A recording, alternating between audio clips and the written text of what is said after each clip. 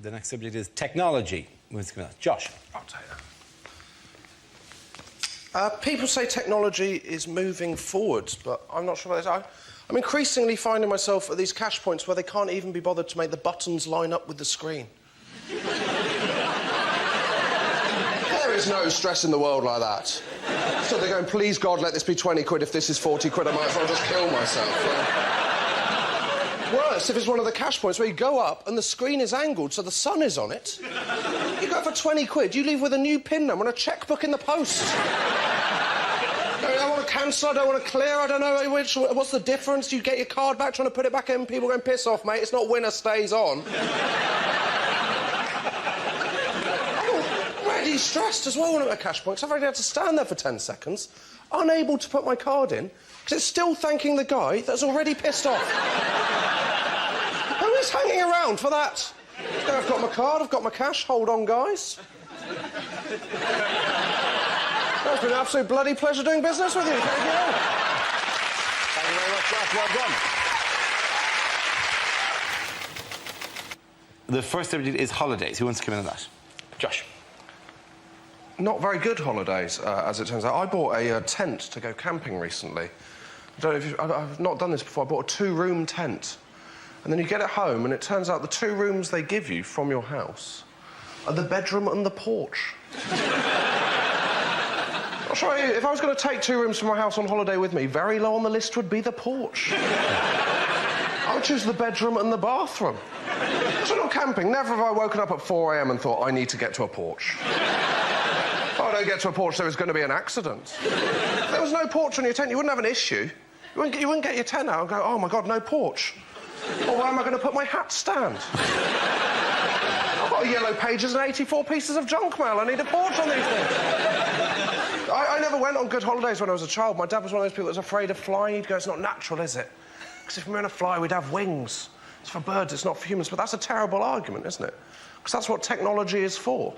Helping you do things you couldn't do otherwise. If you give him a bottle of wine, he doesn't go, well, I'm not opening that because I don't have a curly finger. The first subject is catering. Anyone's coming in that? Josh. My favourite place to eat is the breakfast buffet in a hotel. Because at a breakfast buffet, I will eat absolutely everything. That's the rule, isn't it? At home, I will have cereal or toast for breakfast. At a breakfast buffet, I am having cereal and toast as my starter. In combinations you would never consider at home. Coming back and what have I got? Well, 8 hash browns, topped with some Dutch cheese, actually. I have 4 pain au chocolat, 6 croissants, some segments of a fruit I've never heard of, and 12 of the smallest orange juices you have ever seen in your life. I eat so much at breakfast buffet, I'm so tired, I have to go back to bed. And then sleep through to my next breakfast buffet. I'll be mixing the cereals, going crunchy nut cornflakes with shreddies. Who do I think I am, Heston Blumenthal? You've got to do it, don't you? It's like when you're in Nando's, they give you the plastic glass to pour your own drink. I think, well, I'll be an idiot not to make myself a spranter in this situation, wouldn't I? What am I having? Having a Sproker-Fola, actually, yeah, all of it. What did it taste like? Utter shit, absolutely terrible. And the first subject is identity. Who wants to come into that? Josh. I had to sign for a parcel recently. That's got a lot more difficult, hasn't it? It used to be simple, didn't it, when you get a pen and a piece of card. Now you're given this kind of digital screen and plastic stick. And all you can do is some kind of zigzag up and down line. That bears no relation to any signature that has ever existed ever. Is that your signature? No! It's like the mark of Zorro. Is anyone checking this at the post office going, I've got bad news. Zorro is back. And he's signing for every parcel in the United Kingdom. I struggle filling in these forms, but I filled in the census last year. My favourite question was on the final page. There was a question that said, please fill in the details of anyone that doesn't live with you but stayed over on the night of March the 23rd. That's going to be very awkward if you've just had a one-night stand, isn't it? Just good morning, a few questions. What is your occupation? What do I want to know? Well, I'm telling the government, actually, yeah. It's not the kind of thing you just drop in, just go, morning, do you take sugar in your tea? Also, would you describe yourself as Caucasian? Our next subject is charity. Who wants to come with? Joshua Whittaker. Charity work doesn't always go well. I had a situation when I was 10 and my school was raising money for the local church roof, because it's always the church roof. I don't know what the problem is with church roofs. Well, they're spending the money elsewhere. You're going, yeah, well, the roof's ruined, but we've just installed a hot tub, so come and praise the Lord in there. Yeah? We all had to do different things, and me and my best friend Thomas decided what we were going to do. We were going to walk the 3 miles to our nearest market town wearing Wellington boots full of custard, right? We thought this would be good. And it would have been good, but for one small issue, which was when preparing the custard for the Wellington boot, my mum didn't think that we might want it served at a lower temperature. And you would serve it on an apple crumble. I tell you now, there are a few things in your life more terrifying than looking at your Wellington boots and seeing them steaming at the entrance to stars in their eyes. I said, I'm not putting my foot in there, that's boiling hot. Mum said, isn't that the challenge? No, that is not the challenge. Don't know if you ever put your foot in a Wellington boot of boiling hot custard. A few of you might have. What is it? It's similar to a hot bath. With a hot bath, it goes something like this. It goes, that is too hot. With the Wellington boot of boiling hot custard, more like this. That is too hot. And suctioned on. It's like a medieval torture devised by the Chuckle Brothers. Yeah, and this is doubly humiliating because I've had to go in 3 times to break the skin on the custard. The next subject is parties. Who wants to come with? Josh Whittaker. Looks like an exciting party, doesn't it? I got invited recently to a thing called a traffic lights party. I don't know if you've been invited to one of these. What it is, if you haven't been, it's a party for single people, and it is the bleakest thing humanity has ever done. It's a party where you go wearing the colour of a traffic light, depending on your availability to sleep with a stranger. So you wear red if you're not available, orange if it's a maybe, and green if you have absolutely no self-respect at all. I didn't go because I'm a driver, I know how traffic lights work, I know how that party's going to end. It's going to end with one girl stood in green, and then a queue of men with me at the back, slowly pushing forward, going, please be still green when I get there. Please be still green when I get there.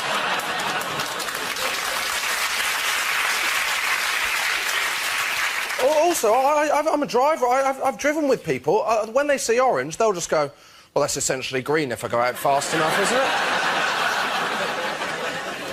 Who is wearing red to a traffic light party? If you're wearing red, you do not need to go to a traffic light party. What are your other options? Turning up at A&E and going, no, I'm fine, I just want to watch the carnage of others. Thank you very much. Thank you very, very much. Well done, Josh.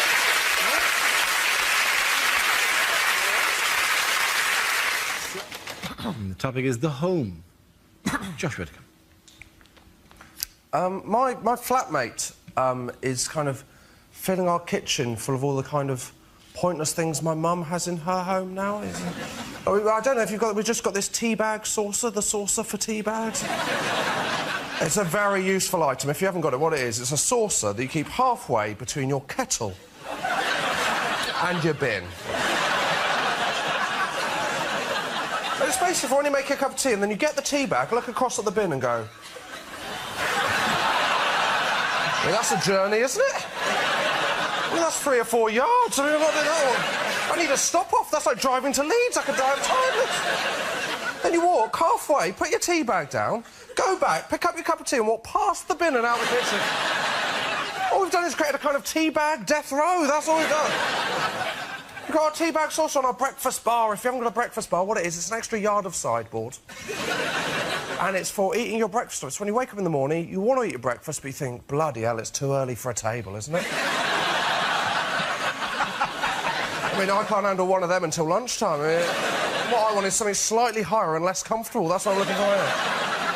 There's one thing I don't want to eat at 8 a.m. It's a bar. That is the reason I feel so shit in the first place. First topic is childhood. Who wants to come in on that? Josh. I grew up in a small village in Devon, which was as fun as it sounds. Very little happened. To give you an idea, the most exciting thing that happened in my village was when I was 7, for a brief period, there was a bull in a field. And I was terrified of this bull. I used to walk past my dad and go, oh, don't worry about that. He's more scared of you than you are of him. And I used to think, no, he isn't, mate. Bonfire night was the worst, though, because the build-up to bonfire night was just warnings about the way it was going to go wrong. They go, oh, bonfire night's coming up. You're either going to get burnt with a sparkler or hit with a firework. My favourite was on Blue Peter every year. They'd have the same warning that applied to no one in Britain. Every year they go, oh, bonfire night's coming up, and if you do own a pet tortoise... Well, and they go, if you do own a pet tortoise and it's hibernating in a box, do be careful to not absent-mindedly throw that box onto the fire. I don't know how unlikely that scenario is. So I know no one who owns a pet tortoise. Secondly, how unruly is your bonfire night getting? You go, yeah, just chuck everything on, yeah. Yeah, Guy Fawkes with their shit, show him what I think of him. Go into my houses, get my boxes, don't look in them, throw them on the fire. No, I don't care that the contents is snoring, throw it on, I told you. 2 months later, you walk around your house going, where the hell is Sheldon? The warnings there were wrong. The warning on sparklers, it'll burn your hands. That happened to no one. The warning on sparklers should be, if you're planning using a sparkler, do be aware you will do the same 3 shapes you did every other year. Zigzags, circles. Go on then, I'll write my own name. That is it every year. We used to have those home fireworks displays when they'd be terrifying. Most people were interested in health and safety. My dad didn't bother with that. He'd just go, well, you know, we've got 6 fireworks, the cat's got 9 lives, we're going to be fine. Be firing off fireworks towards the village like we declared war, and then the whole thing would climax with a Catherine wheel nailed to a gate failing to go off. My dad creeping up on it, us going, Dad, you're not meant to go back to a lit firework. Him going, don't worry about that, it's more scared of me than I am of it, it'll be fine. Thank you very much, Josh Whittaker. The first subject is food. Who wants to come in on that? Josh. I'm not a fan of people that are pretentious about food, the kind of people that pretend they like dark chocolate. And by that, I mean anyone that claims to like dark chocolate, because no one actually likes dark chocolate. No one's eating normal nice milk chocolate going, well, this is good, but I wish it tasted a bit more like paracetamol. All this pretension. I went into a cafe for breakfast the other day. One of the things they sold on the menu, toasted bread. That is called toast. What are my other options? Flaked corn topped with the juice of a milked cow? Maybe I don't know what people want from food. I was walking along the street the other day. A van went past. On it, it said, Waitrose, do you like your bananas green? And I thought, no. No, I'm not a huge fan of diarrhoea, no. I don't like my bananas green for the same reason I don't like my chicken Kiev's dangerously underdone. But now you go into Waitrose, all they have got is green bananas. You go, am I the only person that's ever bought a banana because they want to eat the banana? Someone else go, oh, I think I'll fancy a banana in about 7 days. Better go out and buy one now. Can you come out tonight, Steve? No, I've checked my diary, I'm eating a banana. And all they do is sell them in bunches, so basically what I've got is no bananas for 7 days, followed instantly by far too many bananas all at the same time. The first subject is weather. Who wants to come in on that? Josh. My parents live in Devon, where they had these storms earlier this year. I got a very strange text off my mum just before the storms. Just said, Josh, just so you know, the storms are on their way, so I've put the wheelie bin in the shed. Not sure what I'm meant to do with this information. I wasn't going, oh, thank God for that, I've been worrying. That's not what you do before a storm. Go, should we get the kids inside? No, no, no, get the wheelie bin in the shed, mate.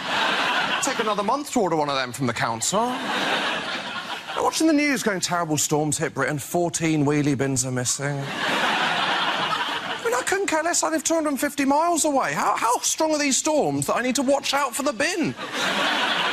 The people I feel sorry for during the storms are the on-the-spot reporters.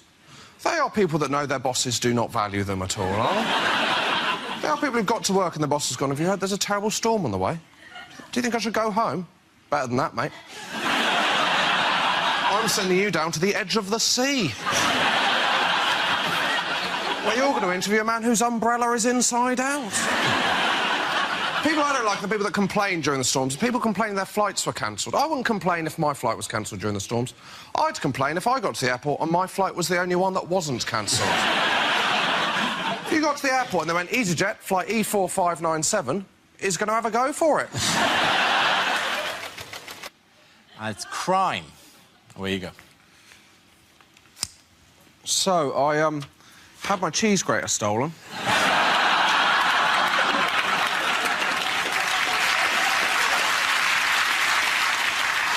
I got burgled, not for the cheese grater. When you get burgled, everyone says the same thing to you. Everyone says, oh, tell you what the worst thing about being burgled is. It's knowing that a stranger's been through your things. You go, no. It's not the worst thing about being burgled, is knowing a stranger has my things. If they had just been browsing, I wouldn't have given a shit. Offer me 2 options. 1, come home, my laptop is gone. Or 2, come home, find a stranger in my room going, well, I like this T-shirt, but, have you got it in a large? I phoned my dad and said I've been burgled. He said, we know why you've been burgled and we haven't. It's because we're in the neighbourhood watch. I said, no, it isn't. It's because you live in Devon. A small village in the middle of nothing, but mile upon mile of moorland. I mean, no one's going to burgle you, because whatever they took, it wouldn't cover their petrol money. From what I can tell, the only proactive thing the neighbourhood watch does is once a month they have a meeting. All that does, it tells burglars for 1 night out of every 30. All houses are empty and unwatched. There's this paranoia about crime back in Devon, where I'm from. Went back recently, went into the local co-op, and it's a tiny co-op in a tiny village. But I went up to the desk, and there was a sign that said, did you know we now do legal advice? And obviously my first reaction was, no. And to be honest, I was pleasantly surprised you did sugar puff, so... Why is the co-op now doing legal advice? Just too many people coming in going, I'll have 10 silk cut, a Viennetta, and I've killed a man. The first subject is technology. Who wants to come in that? Josh.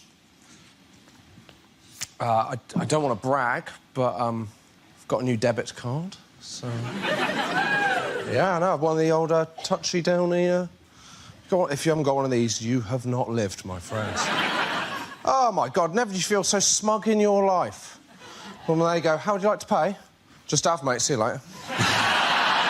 What am I off? The future. Thing is, you get used to it, you can't go back, you're going somewhere now. Well, they haven't got the technology, do you want to just put in your PIN number? Are you kidding me? You expect me to stand here for 4 seconds pushing buttons? What is this, a Victorian workhouse? No, I'm sorry, Marks and Spencer's, no. I'll be getting my Percy Pigs elsewhere in future. The worst is when you think they have the touchdown technology, but they haven't. You look like you've never used a debit card before in your life. How do you like to pay? You're just going...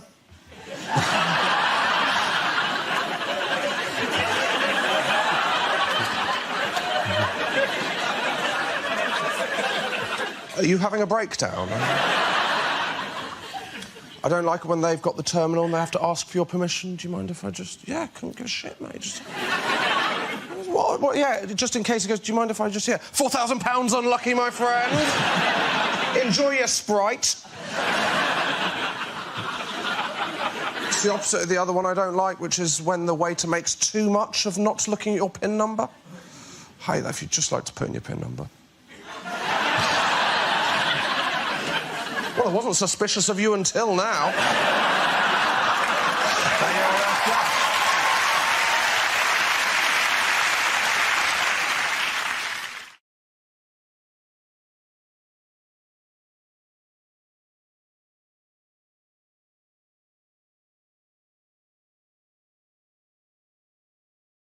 OK, here we go.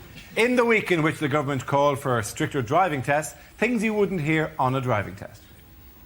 When I slap the dashboard with my forehead, I'd like you to crawl out of the wreckage and fetch help.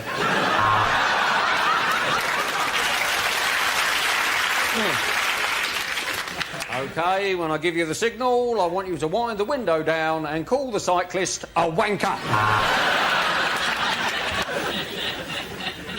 Right, when I say go, foot down, straight through the jewellers, get where you can.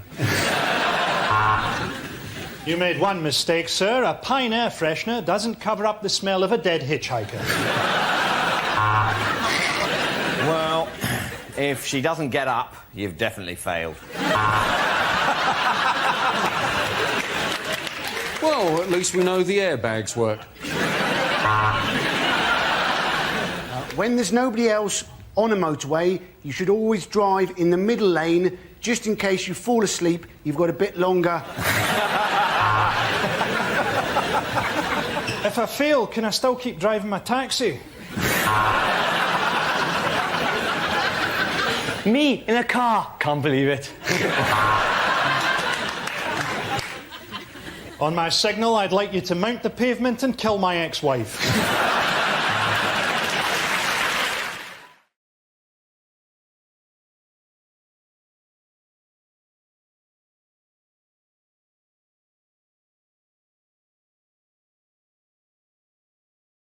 Unlikely things to hear on a motoring programme. Listen to that deep, throaty roar of the man I've just run over.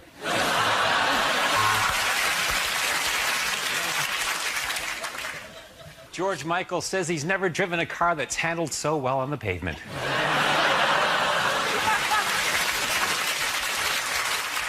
Now, I would describe this car as being very nippy, but apparently I'm not allowed to say that. I have to say it's made in Japan.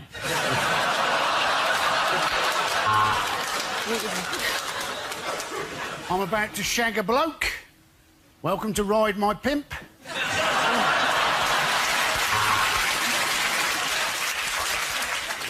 Women everywhere have come together to announce their favourite car. It's the red one. This car has a fail-safe anti-theft device. It's a Vauxhall Corsa.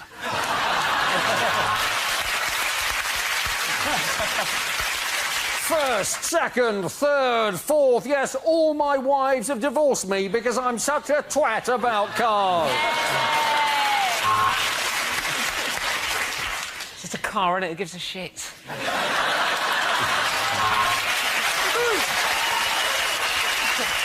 Thank you. This car is actually owned by Jeremy Clarkson, which is why I'm running my key along it now.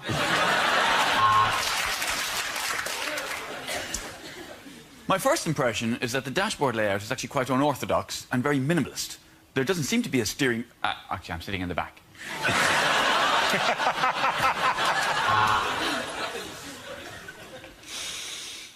It still has that new hitchhiker smell. I don't know about you, but I think it'd be quite nice to walk today.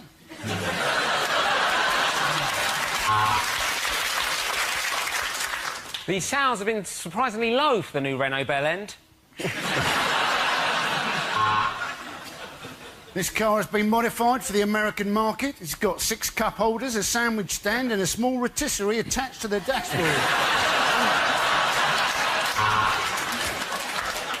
This week on Top Gear, we're going to be talking about some penises. Cars! We're talking about cars! Cars! Oh, cars! This car's personalised management system remembers who you are and how you drive. This morning it locked me out and told me to fuck off. Well done. Then that's brought to an end. Catherine and Andy.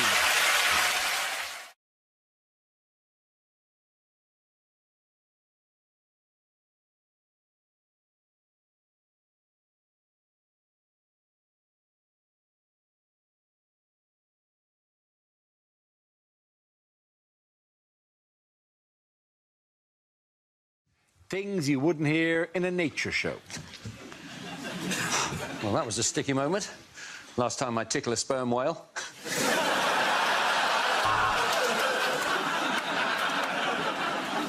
It's been said that male cows don't defecate, but as you can see, that's bullshit.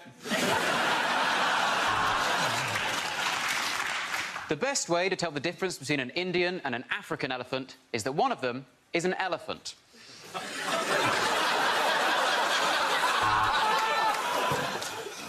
Hello, I'm not an elephant. Told you. The baboon is one of the most sophisticated primates. Would you look at the arse on that?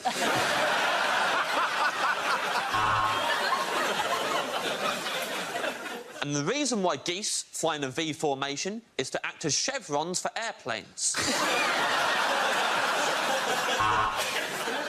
Come Coming up, a couple of rhinos banging and some monkeys finger blasting each other on extremely blue planets. And what a magnificent scene. The monkey is lifting the lion cub towards the sun, and I'm being removed from the theatre for talking.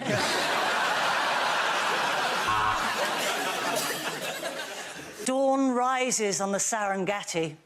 Dawn has no idea how she got there. The gibbon is widely considered to be the most frequent masturbator in the entire animal kingdom. We'll see about that. Hello, mates! I'm Daddy Dyer, and welcome to Britain's longest dogs. The camel can walk across the sand because of its toes, or, as scientists call them, fanny outlines.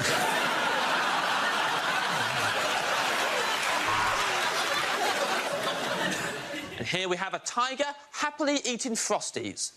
Tonight's episode is dedicated to the memory of our cameraman, Charles Frosties.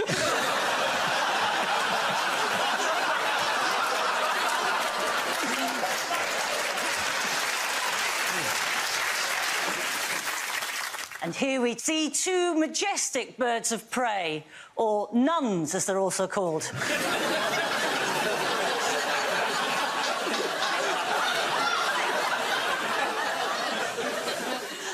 Here we have a woodchuck, also known as a groundhog, prompting the question, how much ground could a groundhog hog if a groundhog could hog ground?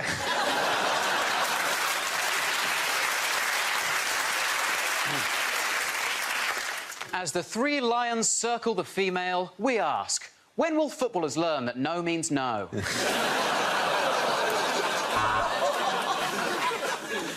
The crab scuttles into view.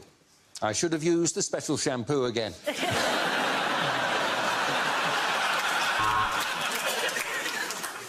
And today we'll be talking about one of the largest land mammals to ever walk the earth, your mum.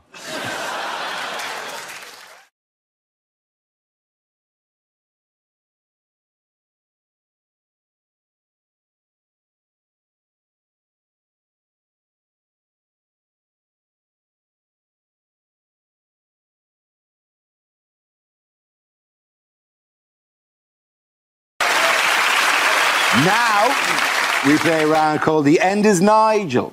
This game involves Olga Koch and Nigel Ung. If you could make your way to the performance area, please. This round is a stand-up challenge. I launch the wheel of news, and whoever chooses to stop one of our performers will step forward and talk about that subject. OK, here we go. Let's spin the wheel. The first subject is nationality. Who wants to come in that? I'll take it. Olga. Hell yeah! Hi. Nationality is a very big topic for me because I'm originally from Russia and I need to start every set like that because I know that they're listening. I have a very Russian name. My name is Olga. Olga is the most common name in Russia. It is, of course, Old Slavic for I wish you were a boy. My last name is K-O-C-H. It's meant to be pronounced Koch, but if you're living in an English-speaking country, 8 out of 10 times I am Olga Koch. I ran for student government of my high school under the slogan, I want me some cock.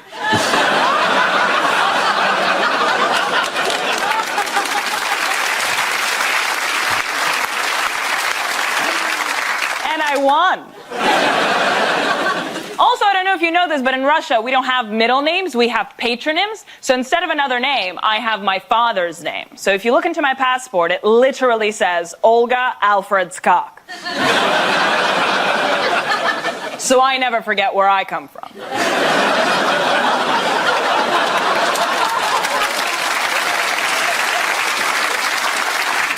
I was born in 1992, shortly after Russia elected its first ever president, which started a very long history of Russian people electing presidents all over the world. Thank you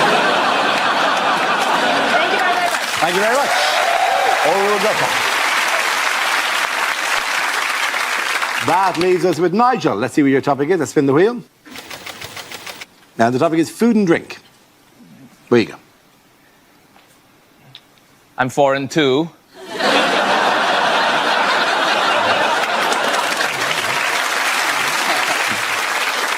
Yeah, get the immigrants to do it. It's cheaper, you know? I'm from Malaysia originally, and I moved to the UK 4 years ago, mainly for comedy, and so I can drink tap water and not shit myself. Yeah. Favorite part of your country, by the way? Pretty great here, right? Tap water? Yeah. Ironing my shirt today, got a little bit thirsty, just spray some ironing water straight into my mouth. No malaria, nice. When I first moved here, I asked the guy here, like, what's the worst thing you have in your UK tap water? You know what he told me? Lime scale. Well, what the hell is lime scale? Does it give you a headache? Does it make you vomit? He said, no, it just makes the inside of your kettle a little bit white.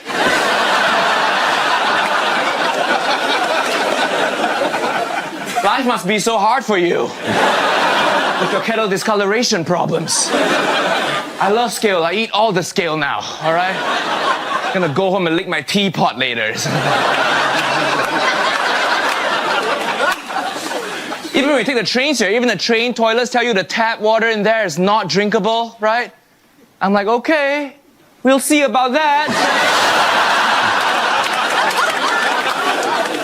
And turns out they're right. Set myself in the rail replacement bus service. Well done. Very good. Points there for Olga. I'll redo them. Come on, come back. Thank you.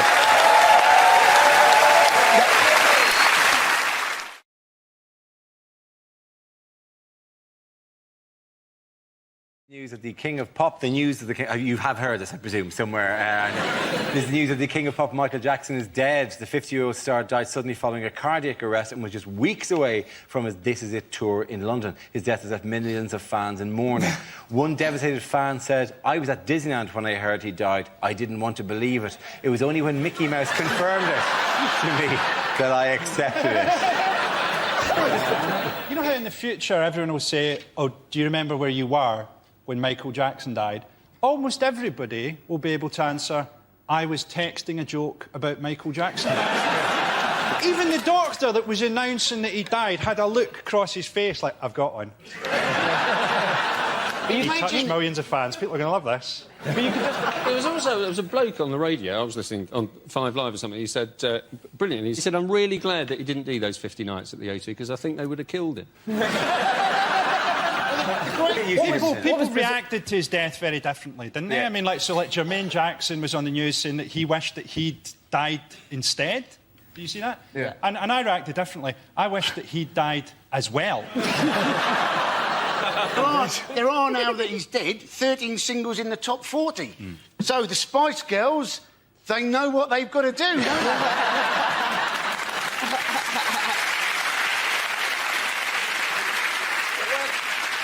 When they found him, they said that he was face down on the floor next to the bed. And they didn't call an ambulance for 50 minutes because they just thought he was looking for the other glove. It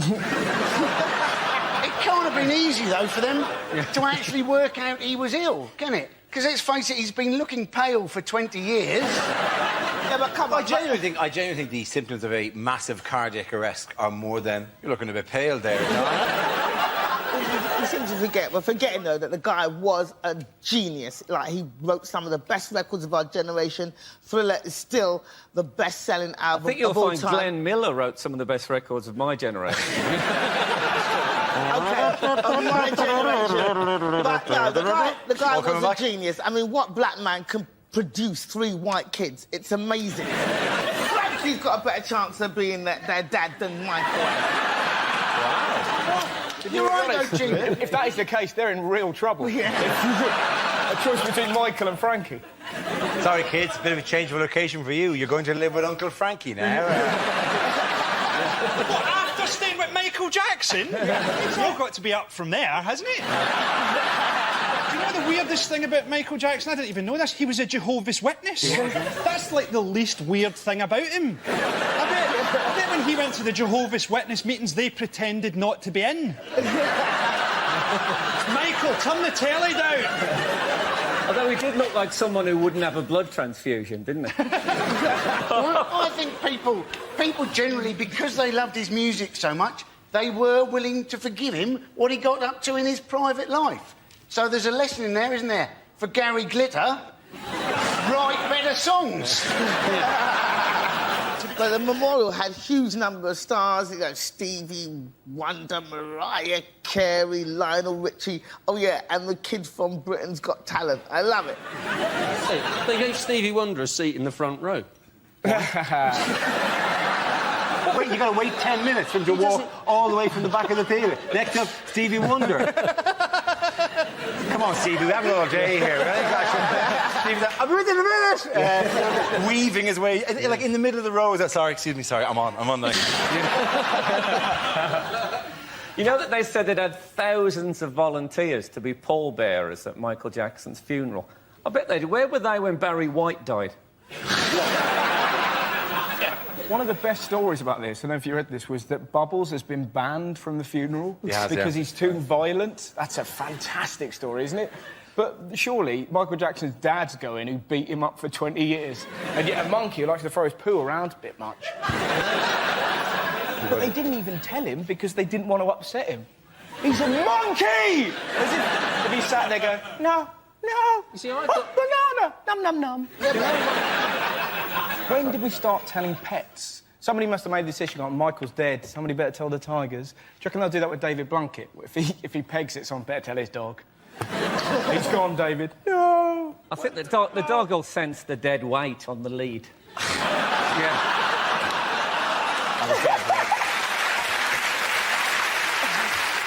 I think he should have left Bubbles to Diana Ross. Because it's great. He left the three kids to Diana Ross and she didn't know. That's a... They're going to turn up and she's going to go, what is it, trick or treat? No, we always wear these. Right? He's left his kids to Diana Ross. She doesn't know. It's like, we should all do it. Let's all put that in our... Like, it's be like Rick rolling. It would be great, though, if we did leave everything to Diana Ross, if everyone in the world got together, just leaving anything, you know, like a bugle or a flute, just so that she'd be sat there going, this is ridiculous. I feel like I'm in the middle of a chain reaction. Do you think? Do you think for parenting, if they're misbehaving, you should just go, stop, in the name of love?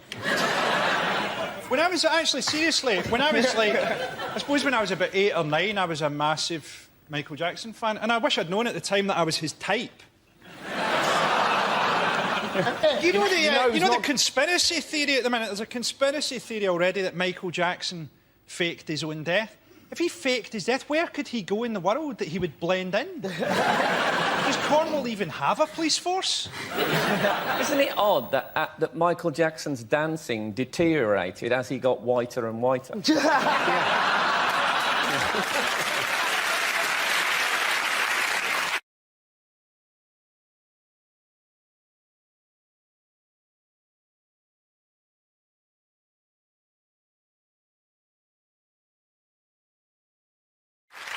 Our first round is called Headliners. Here's a picture of David Beckham and his lovely wife Victoria. But what does the DBPB stand for? Is it Desperate Bulimic's Pointless Boyfriend?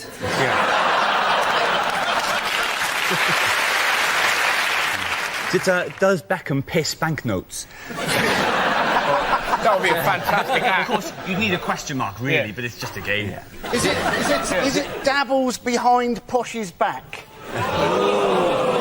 Or is he just didn't bother packing Brooklyn?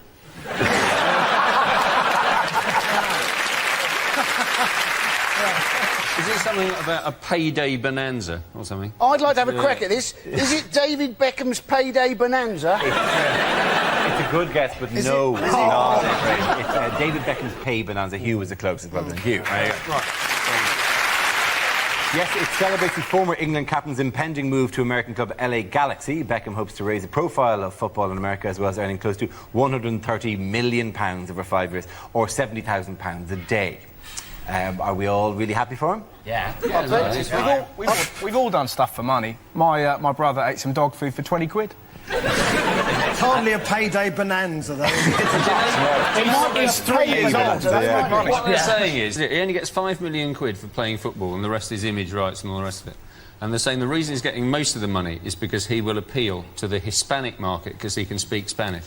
He can barely speak English. The best thing about this, though, it just gives, like, old people an opportunity to wax lyrical about the old footballers. Like, my granddad was brilliant, like, and he always invents players, I'm sure of it, but he was there the other day just kind of go, David Beckham, he's bloody... I tell you what, never as good as Will Flangleberry. Will Flangleberry, he was so good, he scored 81 goals in a game. So poor, he lived in a kettle. He used to eat nothing but gravel, and he was still better than bloody Beckham. You're just trying to win Is there an element that this entire story just proves once and for all that this country hates success? Exactly. You cannot handle somebody having a perfectly nice retirement gift of 130. We hate successful morons. We really like successful people who develop cures for diseases and stuff like that. That's great. So if the story was Stephen Hawking signs for LA Galaxy for 130. It's a shame, though, because, like, really good players, like, you know, Paul Scholes is probably going to end up fighting pigs for a living when he's old. Do you know what I mean? I watched that. With Stephen How Hawking, is that possible? He'll have no money, do you know what I mean? Or someone... Why are we under pressure just because Paul Scholes is quiet that he's frittered all his cash away on Finda's crispy pancakes or something? Apparently he spent it all desperately trying to find a cure for gingerness.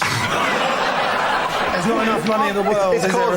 It's called Scholes' Folly. This entire research project here, which is just there to cure Scholes' gingerness.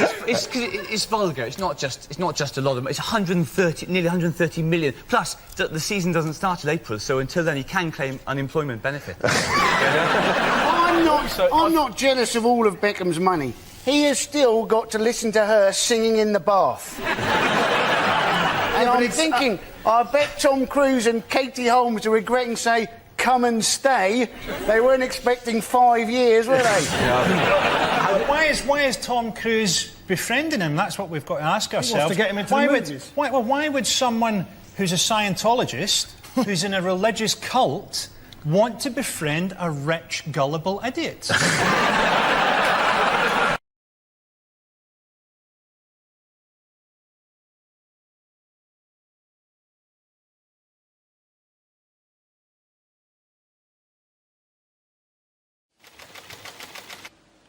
Sport, who wants to give me that? Andy Parsons. So, it was the Olympic parade last week. It was great seeing it live. Obviously, I had to keep a certain amount of a low profile in the crowd because I was throwing a sickie from work at the time.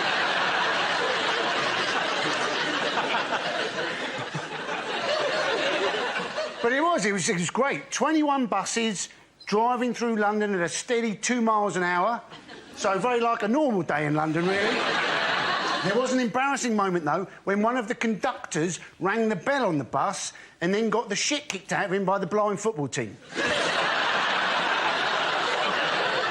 And I realised, actually, that I could get into any sport during the Olympics. The only sport I couldn't actually get into, dressage.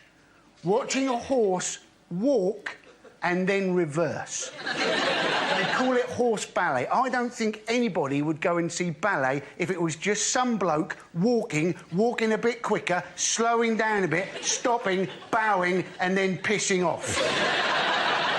And secondly, not many people go to ballet anyway because it's shit. Thank you very much, Andy Parsons.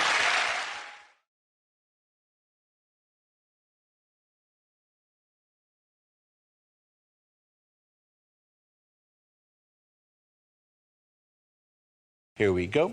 Let's spin the wheel. The first subject is retail. Can I have somebody come in and talk on that? Joe Cofford.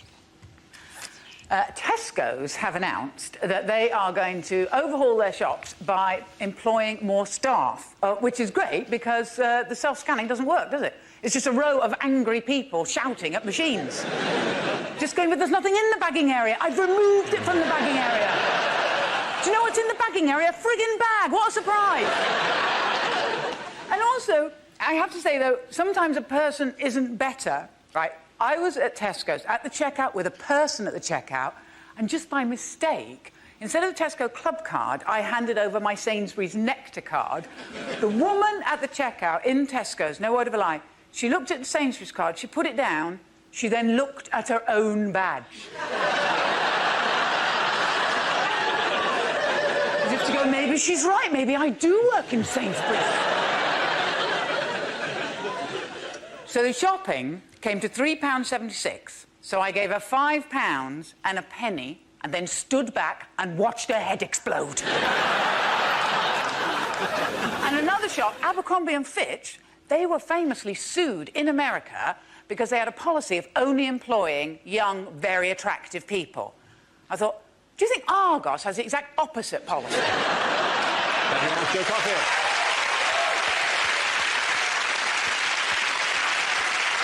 OK, let's spin the wheel again. The subject is health. Who wants to come in that? Carl. Right. I suffer from recurring stomach problems, which sometimes lead me into quite embarrassing situations. One happened when, about 2 years ago, I went to see Alicia Keys live in concert at the O2 Arena. That's not the embarrassing bit.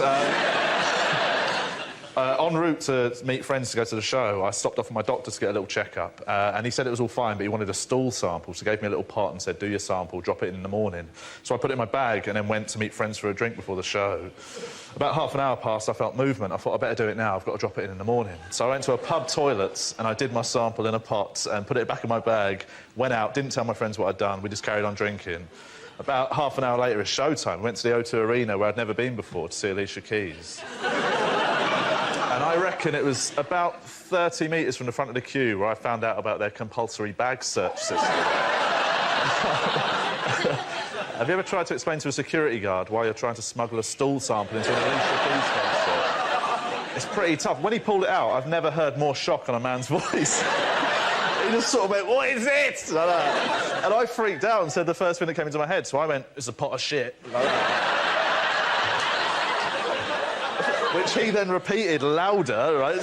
He just sort of went, a pot of shit! And it went back down the queue like Chinese whispers.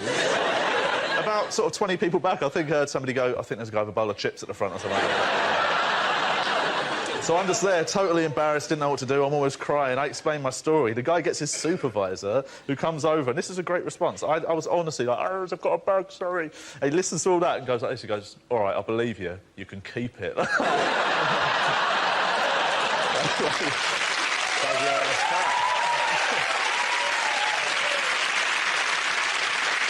OK, that leaves us with Milton. Let's see what you've been left with. Let's spin the wheel. The subject is relatives.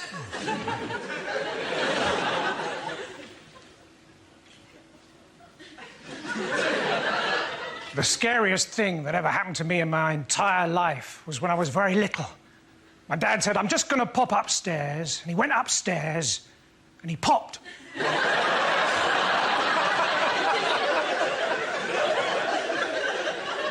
I didn't speak to my dad. Well, he was a bus driver. You're not allowed to. My brother, he's allergic to cheese, not the taste. Just if anyone says the word, he goes, boop. Doesn't happen very often, but we've got some weird family photos. My grandfather, he was a GI, and he was in the RAF. OK, he was a giraffe. During the war, when board games were illegal, he was put in prison for being a Yahtzee sympathiser.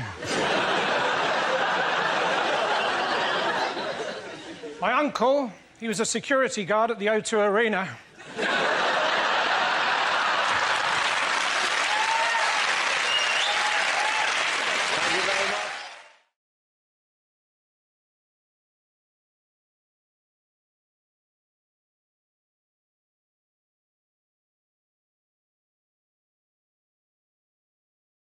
Now we play a round called Trump Around, Trump Around, Trump Up, and Get Down. This game involves John and James. If you could make your way to the performance area, please. This round is a stand-up challenge. I launched a wheel of news, and whoever chooses to stop, one of our performers must step forward and talk about that subject. OK, here we go. Let's spin the wheel. And the topic is home life. Who wants to come in that?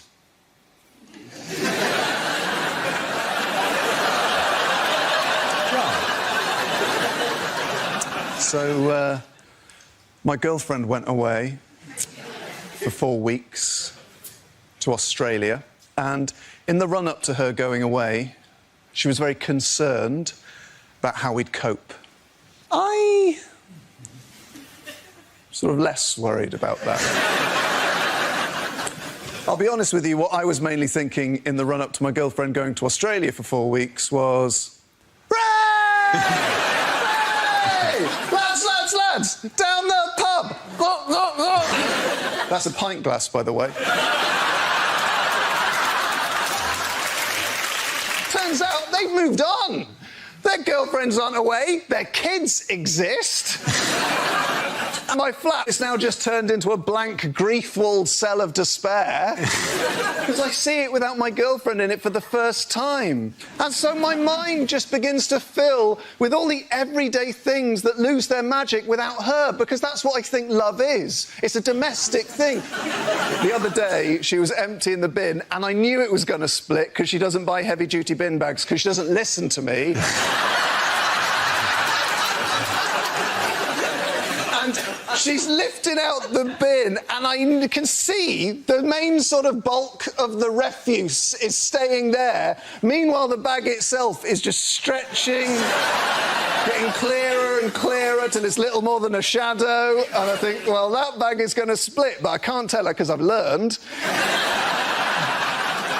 I hear this shrill cry. It's a sound that I've not heard my girlfriend make before, because I'm not much in the bedroom. And I thought, well, that bin bag split, hasn't it? Time to go and lighten the atmos with a few choice quips about why we use heavy-duty bin bags. John Robbins! OK, that leaves us with James. Let's see what your topic is. Let's spin the wheel. And the topic is cinema. Where you go? Speaking of the cinema, Sarah Pascoe's an idiot.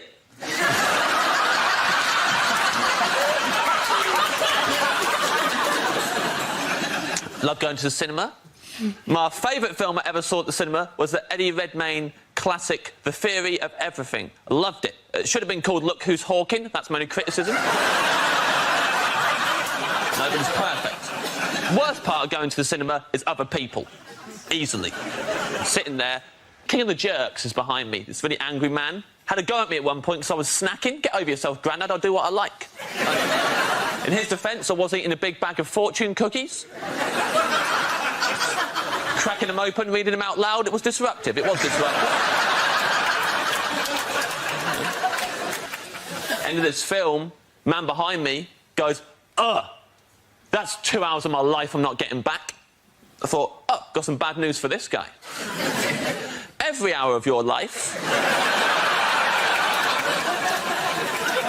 So now you're never getting back. They're gone forever. Time is not refundable. Death is the end. And I know that because 5 minutes earlier, I'd read it in a fortune cookie. Thank you very much, James A. Carter. And the fourth goes John Robbins.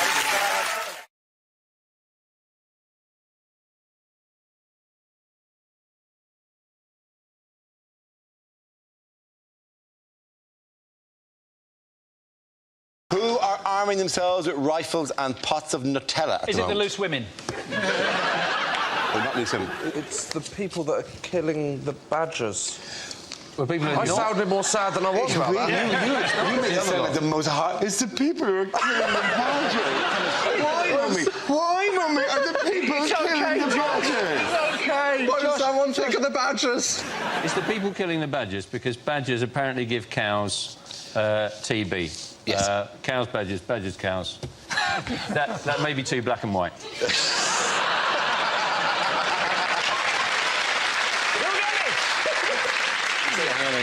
You say the black and white now, it'll be black and white and red all over. OK, that's a groan because of the pun or because the poor badgers? I can't work your moods out. Yeah, sorry, Eddie. Brian May, he's against the badger He's colours. against the badger colour, Brian May. And you can see why, can't you? He's only got to walk through the countryside without somebody trying to shoot his hair off. What is the name of his organisation? Queen, yeah. No. Do you know what his organisation's called? Is it Team Badger! It's called Team Badger, whose initials spell TB. You've not thought this The through. reason he's protecting badgers is because, judging by that picture, he owns the world's largest badger. What a badger it is. That is like a badger of destiny. Of that badger, he goes, I'm above such tiny considerations. I see far into the future. I see a land where badgers and man can finally... He also seems in that photograph to be on a Zimmer frame, so it's really not looking good for Brian on a number of different levels. You know what's weird or wrong, kind of, about this story, though, is the fact that to attract the badgers out so they can shoot them, they're attracting them out with Nutella and peanut butter, which must be really difficult for people who live locally, who want to live healthily, right? So they go to the doctor tells them to go on a diet, go for a nice walk. They go for a nice walk, and the fields are full of Nutella. They're not going to get any exercise at all, are they? The only exercise they get is licking the grass. Do you find Nutella to be so compelling a dish that if you saw it smeared on some grass in a field, you go, lovely, snack time. That would look like something else smeared on the grass in the field. You're very much taking your chances there, don't you? Wrong again. One day I'll get there. What about the badgers that don't come out and are waiting for the toast? It is a lot of spread, isn't it? They want to kill 3,000, don't they? That's what they will kill. And I was just wondering what they're going to do with them afterwards, because I'm a sort of part-time taxidermist, and I really fancy having a badger army. I would love to think of you, Joe, buried with your badger army. Just your coffin in the middle and radiating outwards a badger army in separate poses, ready to attack at different points. And just you embalmed in Nutella. Yes. If you cull too many badgers, you'll just force them underground anyway. What celebrity has stepped into it? Clarissa Dixon Wright. Clarissa Dixon Wright stepped in. You know what she said? She said... Gas mode 4. Yes, very good.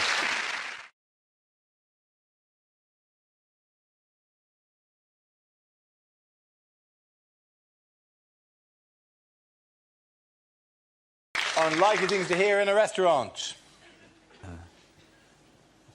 Let's skip the pudding. You look like you've had enough already.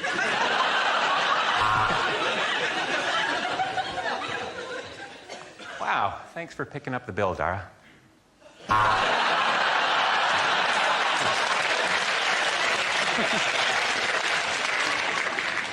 No, I'm sorry, we don't have snail porridge. No, this isn't owned by Heston Blumenthal.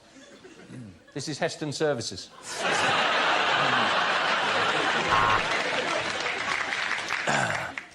How does crispy aromatic duck sound?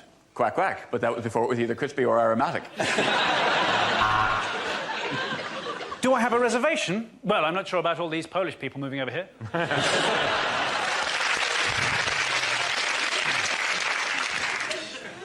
Table for two, please.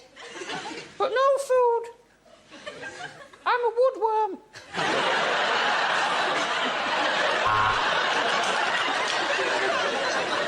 This is a traditional Greek restaurant, so don't worry if you can't pay. The German government will cover it.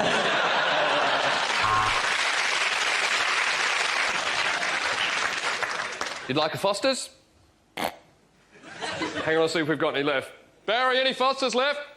Yeah, keg's nearly full, Jim.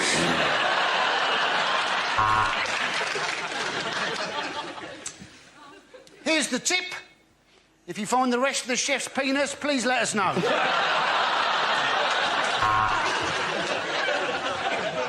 Have you been to a harvester before? I'm joking, no one comes twice. It's nice to see the rugby players getting along with the dwarves.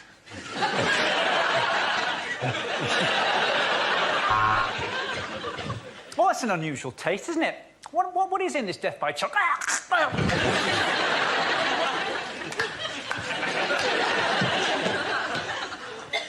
It's nice to see Zara and Mike getting along.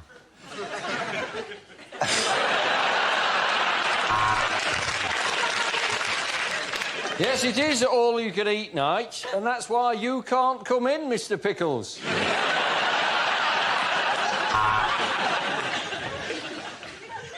Oh, my God. There's a man's face in my soup and it looks just like me.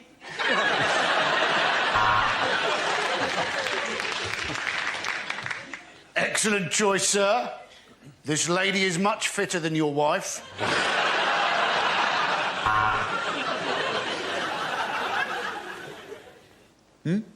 Rose for the lady. If you want to do something for the lady, why don't you fuck off? OK, the points go to Chris Stewart.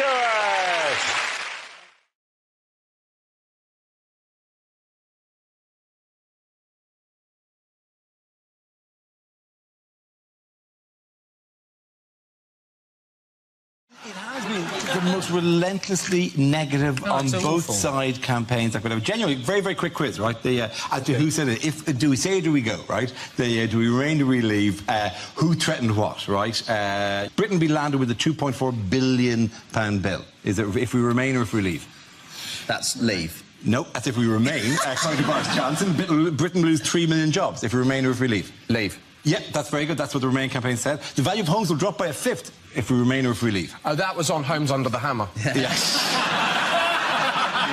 There'll be fewer curry chefs if we remain or if we leave. There will be fewer curry chefs. Curry, that famously European dish. Do you think if we Bad leave? enough you stole our country, white people! Carry on. If you say leave, it's if we remain. According to Priti Patel, the Leave campaign, they'll be starved of high-quality chefs by immigration policy. It'll cost each household £9,000 a year. Remain or leave? Remain said that. Remain said that, you're right, not leave. Yeah. Are you following all this? The only word I understood from that was curry. I've got no idea. Even the extent that people go, the value of homes in the UK will drop by a fifth, and then lots of people went, oh, great. Yeah, that's good, isn't it? Because then people can afford to buy homes. Oh, we hear about people not being able to afford to buy homes. No, it's a bad thing. Oh, it's a bad thing now. OK, wait, yeah, is it a bad thing? Some of the facts that we don't even know if things are good or bad. One of the big worries for Brexit, one of the big fears they've got is that Europe keeps on expanding. So they keep on adding countries. And there is some, you know, there is some worry about that because Australia came second in Eurovision. I think the problem... Well, you've got this John Major having a go at Boris Johnson, which is a blue-on-blue, did they call that? Yeah. I didn't understand what that was, and I was going to Google it, but then I thought, I don't know what kind of porn I'm going to say. The last thing I want to do is go, oh, Anthony Costa, you're better than that. It's Smurfs. It's the magic flute. What I mainly feel about it, though, is that basically we have got to make this last 3 weeks on this programme. Yes. We can't use all these jokes now. This effectively for us is tantric satire. Very easy. OK. We're going to hold back. All right.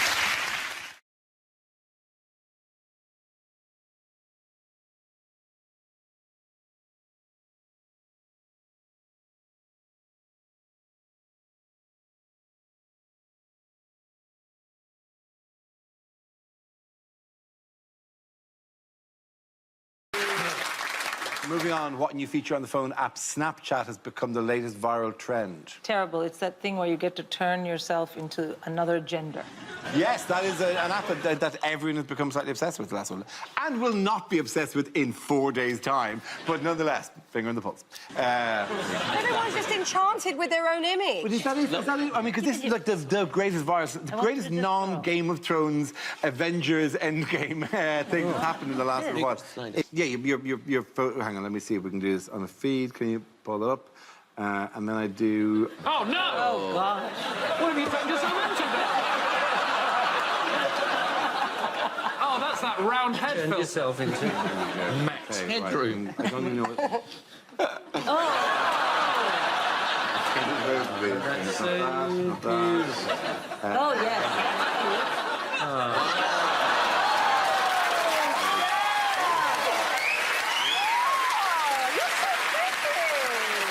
I don't think I'm good. I don't think one of the cores. Even with this filter, the hair is still sort of invisible. Yeah. I'll tell you what you look... Oh, God. I'll tell you what you... Dara, you look like the megabus man's wife.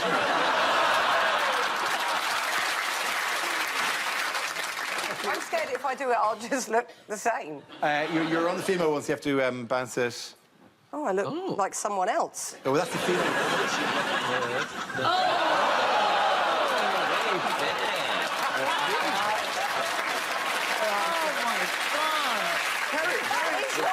like if I don't pluck my face? Barry looks like the sort of man who cuts his own hair. That's really upsetting. It is, and you know what? That's why I would never do that, and that's why I don't encourage any of my daughters to do it, because look, I'm from India. You know, we have great hair, not just here. So, honestly, I spent so much on laser and stuff, so I never have to look like my brothers and never have a beard, and then you get this thing, and my daughters think it's funny. I'm like, wait till you're 15. We'll talk. This is what I'd look like if I got paid 25% more.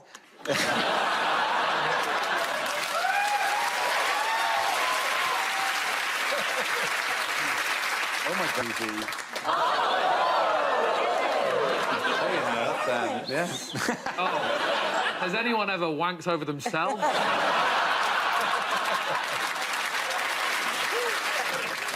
Reece, I look like your fit mum.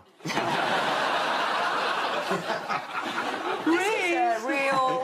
I've come to pick you up from school wearing my shortest skirt.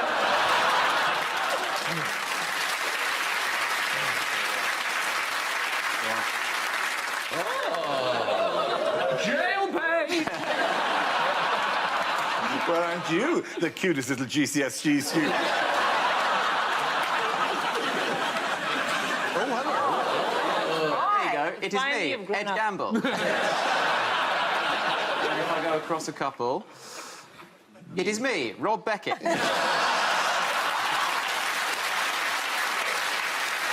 that round of applause to Ed, Kerry and Reece.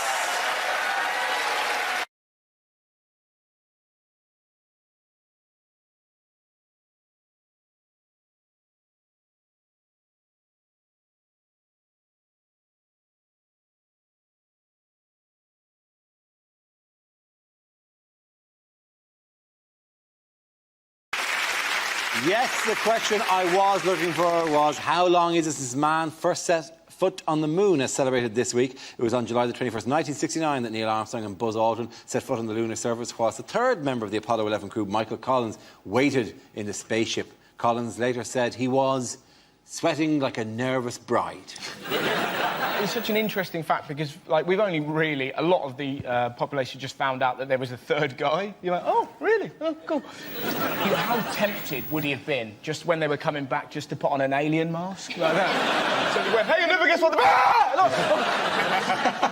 Before we move on, can I get this straight? We're going to talk about this like the moon landings happened? Yes, we're presuming for the sake of this obviously that the moon has actually happened. In 1969, right, they took off and went, oh, let's point it at the moon. Let's land on the moon. Oh, there's the moon. Oh, time's up. Let's take off from the moon. Go back to Earth. Let's point it. We don't want to miss Earth. NASA can't launch a rocket from here without blowing it up. Their next mission is called Operation Spacegrave. We, as a culture, do not have the ability to get to the moon. We don't have the ability to get a Saturday show right for Graham Norton. What else are we going to be talking about? We're going to be talking about Aslan's birthday, are we? Or Mrs. Tiggy Winkle having a wedding anniversary.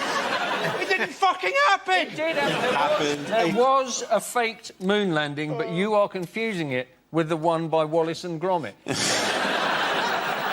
Their current theory is that what they want to do is try and make a stopping off station on the moon so as they can get to Mars. And that sounds to me rather like a Ryanair flight, isn't it? Oh, yes, we're flying to Mars, we actually land on the moon, and there'll be a bus service from there. Doesn't going to the moon and going to Mars seem a bit pointless now that we've invented Photoshop? Hey, there's a man on Mars, and it's Bruce Lee. They've actually found that they've got a little bit of Mars back, haven't they? And they've actually found that there is life on Mars in the form of bacteria. So now we know that if the Martians ever do land, all we've got to do, little bit at Sillet Bang, we're away. It'd be a very short film, though, wouldn't it? Yeah. War of the Worlds. And just Tom Cruise cleaning his kitchen. End of War of the World. There's a British guy up there at the minute, isn't there, in the space station? Yeah. No, just in space. Oh, OK. Just in space, generally. Oh, that's the sad thing in space is Satanta still have the satellite going around. Just recently. And it's just trapped inside is Steve McManaman going, hello, hello. Like the Superman baddie.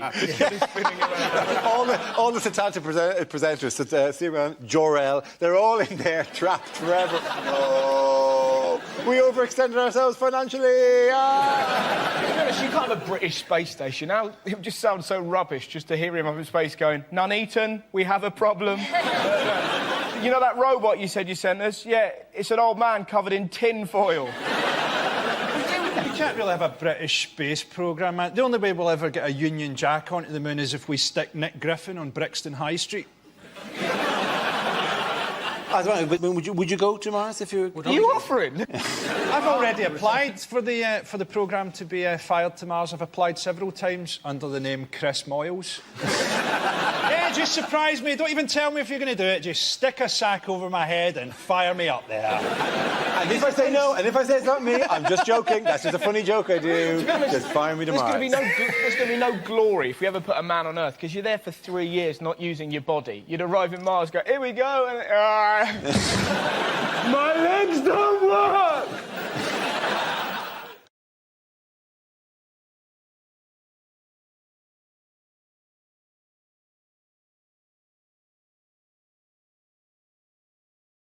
The question I was looking for was, what were 3 of the excuses offered up by the 2 suspects implicated in the Salisbury Novichok poisoning? Alexander Petrov and Ruslan Bosharov appeared on Russian state television to give outlandish explanations as to why they visited the UK in March and then denied that they had any involvement in the nerve agent attack. So what did they claim? They just love Britain. And if they'd had another half hour left after their attempted poisoning, they would have joined the National Trust. Weren't they on their way to Stonehenge as well? Well, they said, but the snow. These 2 men who've lived in Siberia, they said the snow was too oppressive in March. I don't think those are their real names, are they? They sound really made up. They might as well have called themselves Spidey McPoisonface and I've a bottle of Novikov, or what is it called? Yeah, it's called Novikov. Are you thinking of the famous spy? Are you thinking of the famous spy Huja Nikabolikov? Nikazonov! It's taking me back. What was the dinosaur one as well? Oh, do you think he saw us? Yes, they claim they went to Wiltshire to see Stonehenge and Salisbury Cathedral's world-famous 123-metre spire because their friends kept going on at them about it. Yeah. Kept going, you must go to Wiltshire. Is there another meerkat? There's a meerkat. A tiny little friend would go to Wiltshire, but do not drive without insurance. The mistake they made, though, is that they obviously were just rubbish, weren't they? But they didn't realise that we have, like, a functioning border force, police force, security service and NHS. And if they'd just waited till after Brexit, they would have got away with it. My favourite thing about it was the fact that they quoted in the interview they wanted to see the 123-metre tall spire, and it was like they were reading it off the Wikipedia page. Like, it's a bit like if I just went to you, hey, Dara, great to hang out with you, Dara O'Brien, born 4th February 1972. You really looked that up for this, didn't you? I did a lot of Wikipediaing. Ed was the finalist in the 2007 Chorlton Student Comedy Awards, and Kerry also appeared in a 2011 Bird's Eye Polar Bear advert for their new Frozen King prawns. Crazy times. Rachel Parris holds a second-class 2-1 Music BA Hons from the University of Oxford. Why didn't you cut my bird's eye out? You know what it says about me? It says, Hugh has been banned from Chessington World. It says that you were... one of your early televisual appearances was on Blind Date, which I didn't know, Ed. Yeah, that's true. Yeah. Yeah. And it also said Hugh... Didn't get picked. Didn't get... Oh, you couldn't let that go, could you? Didn't get picked. That wasn't going unsaid, was it? I have never seen you go more Irish than that. Oh, no, you don't want, oh, no! You don't go and let that go, could you now? Look at him! Oh, Tuppence Halfpenny looking down on Tuppence. I'm just saying that, like, you went on Blind Date and failed.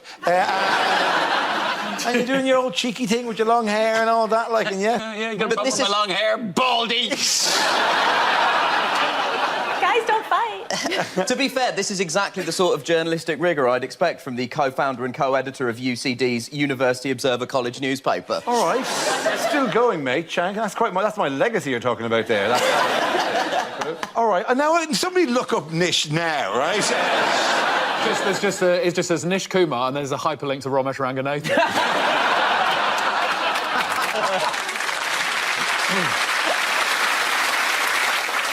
The spies, sorry, not spies, the Russian...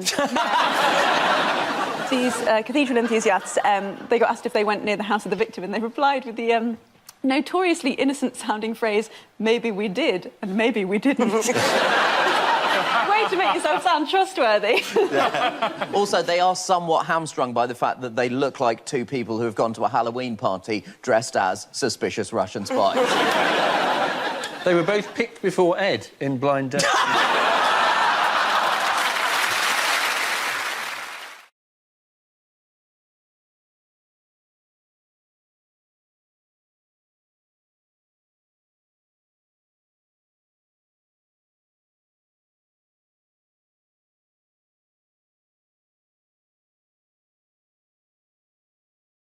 What has the Tory-controlled council in Barnet announced recently? Oh, yes. Basically, that Barnet Council have said that they want to try and streamline their services like a budget airline. And you think, well, that's a stupid idea, isn't it? Because let's face it, budget airlines most people regard as crap. You can basically, you go on Ryanair now, you're supposed to have to pay £1, aren't you, for the toilet? And you're thinking often you've only spent £1 for the actual flight itself. You'll be there having a dump thinking, this better be a good one. I could have got a return ticket for this. You've sort of been weighing it up, won't you? Going, is this one worth £1? To be honest, this feels like it's going to do 20 quid's worth of damage. Let's go. The Tories, for being a market party, have never understood the market. So they think if something's successful and sells well, people love it. You know, they tolerate things. You know, I shit 3 times a day. I don't love it. And we all have it. You know that's too many. That's too often. I've been to Barnet. Of all the places, like, if you're going to do a no-frills government, at least do it somewhere that had frills in the first place. I mean, taking frills out of Barnet is like taking the charisma out of Milton Keynes. The local council has frills, did he? No. I mean, street cleaning in Glasgow involves sprinkling gravy granules in front of a homeless guy on a leash.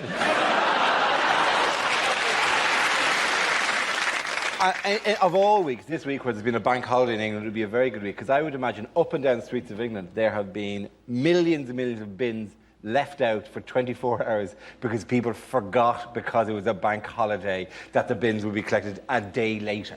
I don't know if you drove to any street at night, there are loads of bins out that people forgot, because we're stupid, and frankly, we pay money so that you'll do it, so that I don't have to worry about that, and the bin fairies will come along and make the rubbish go away. Can I check something? Are you only supposed to put your bins out, what, on a certain day or something? Yeah, that is the way it works.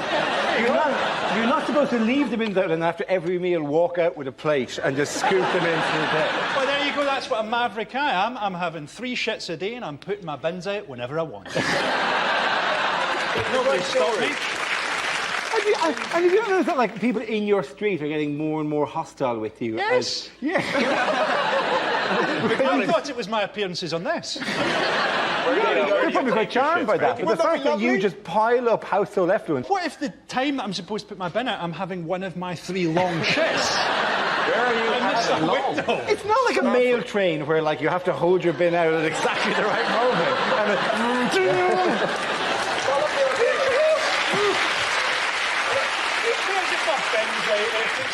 There's nothing in there that's of any use to anybody. It's not the utility of your rubbish. You two, simmer down. Look at this. Every night after we record this show, I have to go and do the fucking bins, right? I go home, and not only do I have to do the bins, I have to separate everything I've used into every component part. Hounslow Council have given me... It's just driving me off the wall, right? Do you know how bad it is? They give me a bag. They give me a bag. Every 2 weeks, I have to fill a bag with garden waste. Oh, my God. I have to go to parks and collect leaves and put it in the bag.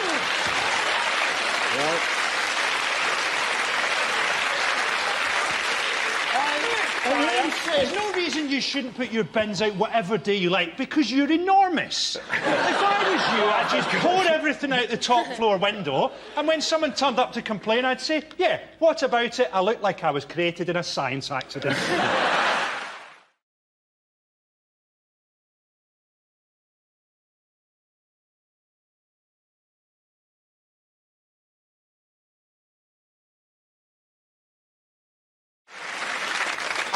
Of all weeks, this week where there's been a bank holiday in England would be a very good week, because I would imagine up and down the streets of England there have been millions and millions of bins left out for 24 hours because people forgot, because it was a bank holiday, that the bins would be collected a day later.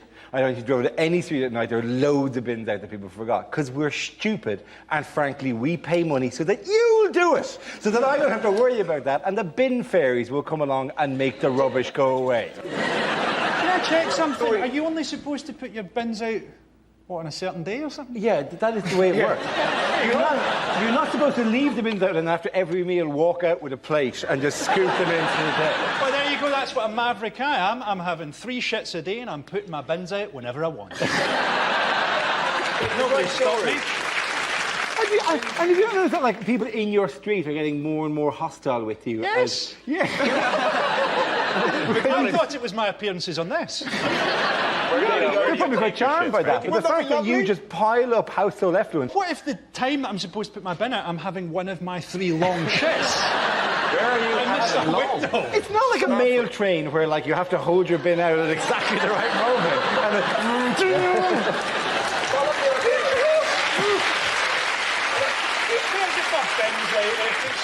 There's nothing in there that's of any use to anybody. It's not the utility of your rubbish. I can have it. You two, simmer down. Look at this. Every night after we record this show, I have to go and do the fucking bins, right? I go home, and not only do I have to do the bins, I have to separate everything I've used into every component part. Hounslow Council have given me... It's just driving me up the wall, right? Do you know how bad it is? They give me a bag. They give me a bag.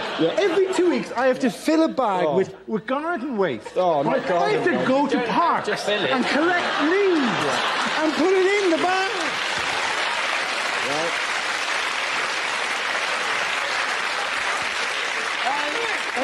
There's no reason you shouldn't put your bins out whatever day you like, because you're enormous. If I was you, I'd just pour everything out the top floor window, and when someone turned up to complain, I'd say, yeah, what about it? I look like I was created in a science accident.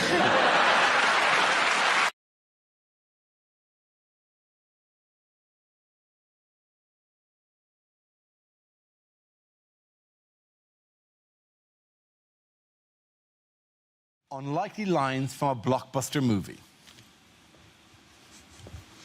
I cannot hold her, Captain! I cannot hold her! Oh, no, hang on, I'll put her in the cup holder until she cools down.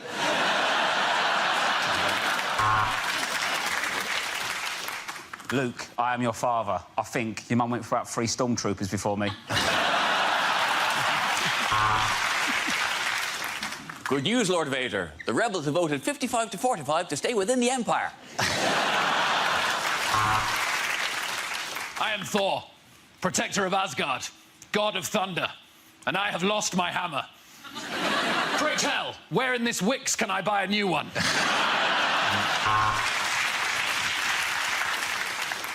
Nobody puts baby in a coma.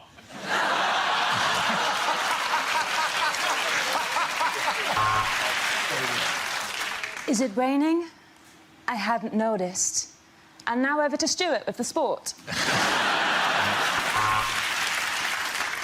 You're right, Frodo. This is an unexpected journey. We're on a replacement bus service.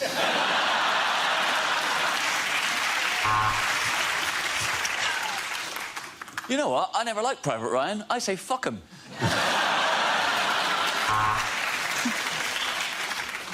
In a dystopian future, one lone man emerges intent on destruction. For more on the budget, tune into Newsnight at 10.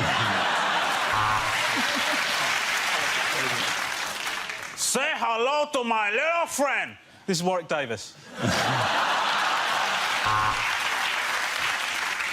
I see dead people all the time. I work at Dignitas.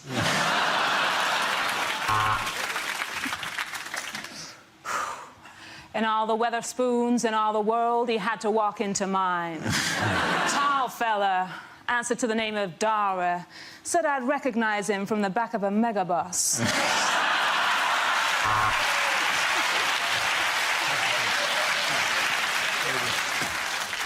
This is the furthest outreaches of the universe, Alpha Centauri.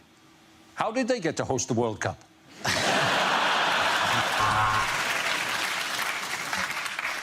Are you looking at me? Are you looking at me? It's just very difficult to tell you've got a lazy eye.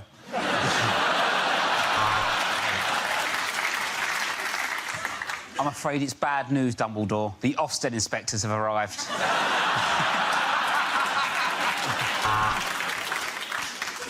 They brought the dinosaurs back to life. Welcome to the best exotic Marigold Hotel.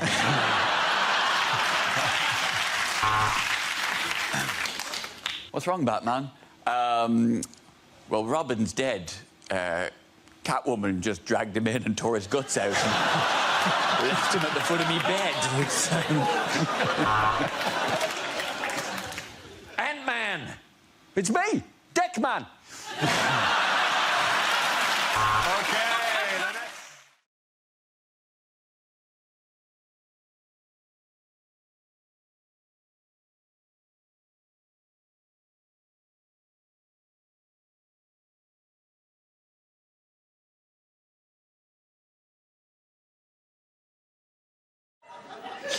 Hello! I am the Messiah! And the Queen is a biscuit!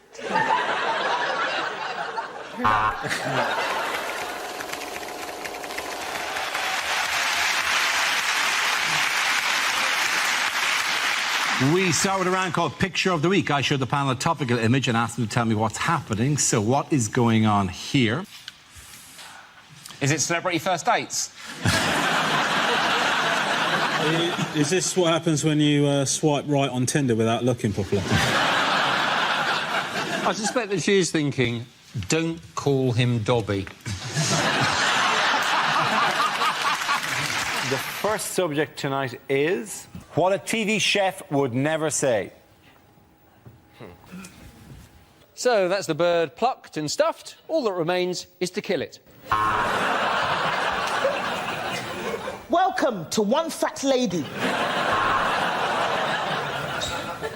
And here, what you want to do is put a little bit of the brown mixture in the tin and then sprinkle a little bit of hash on the top of it.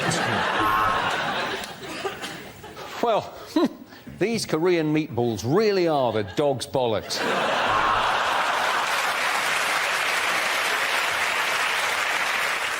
If you're wondering how to get the perfect skin on your parsnips, then you're mental.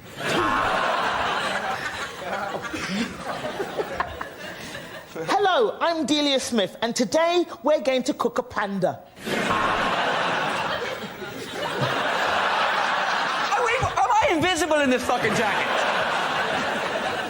I think you...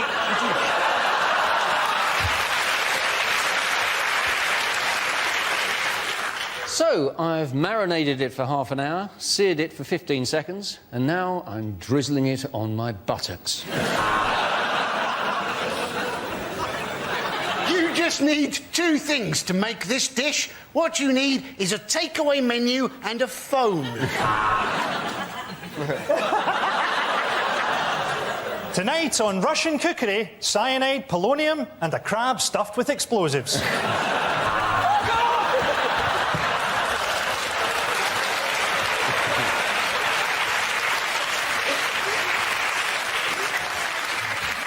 It's not going to be worth it now, is it?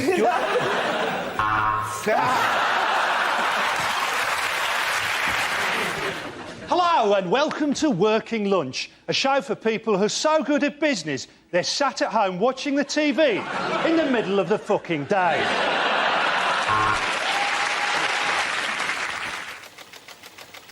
It's science. Scientists have just built the world's biggest ever super collider, and they're doing an experiment to find out what makes up protons. I hope that if the experiment's successful, the whole of our reality will dissolve and a big sign will come up that says, Level 2.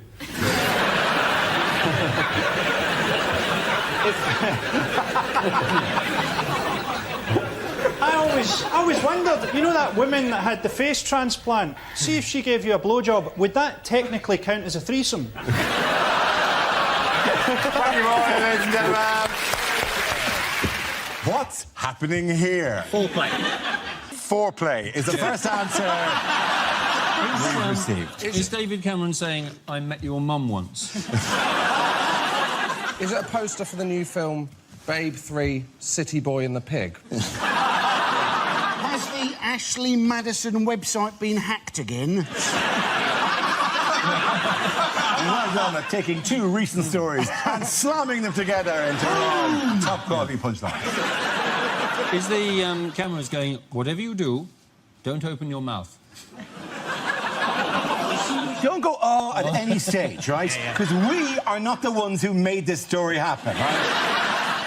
Has somebody said pulled pork, and David Cameron's going, no, we're just good friends. Oh, lovely stuff. That is not the answer. Is it Prime Minister updates his Tinder profile picture? Is this a photo of David Cameron singing a rousing rendition of Two Become One by the Spice Girls? Is Cameron going, no, I won't blow your house down, provided you just do a little something for me? I mean, he has caught the pig in front of the house made of bricks, to be fair. It's the third one. Yeah. OK, the answer is about 1 million. What is the question? Is it, since I was last on Mock the Week, how many tweets have I had about Love Island? Have you slept with anyone yet? Have you slept with anyone on the island Have yet? I slept with anyone on the island yet? Yeah, why not? I'm just going to own it now. Yeah, I'm on Love Island and I commute to do Mock the Week. Are you looking for a dog walking service? Then call Ace Kebabs on 318-318. Looking for an undertaker? Why not call Ace Kebabs on 318-318? The Taj Mahal Indian restaurant, formerly Ace Kebabs.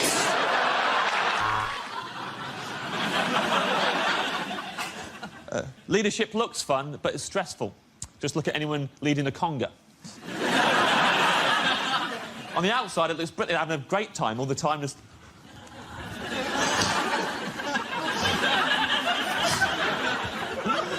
Yes, you bloody are. Yes, you bloody are, mate. In their heads, just going, I don't know where I'm going. I didn't plan a route. I never asked for any of this. God, I miss my family.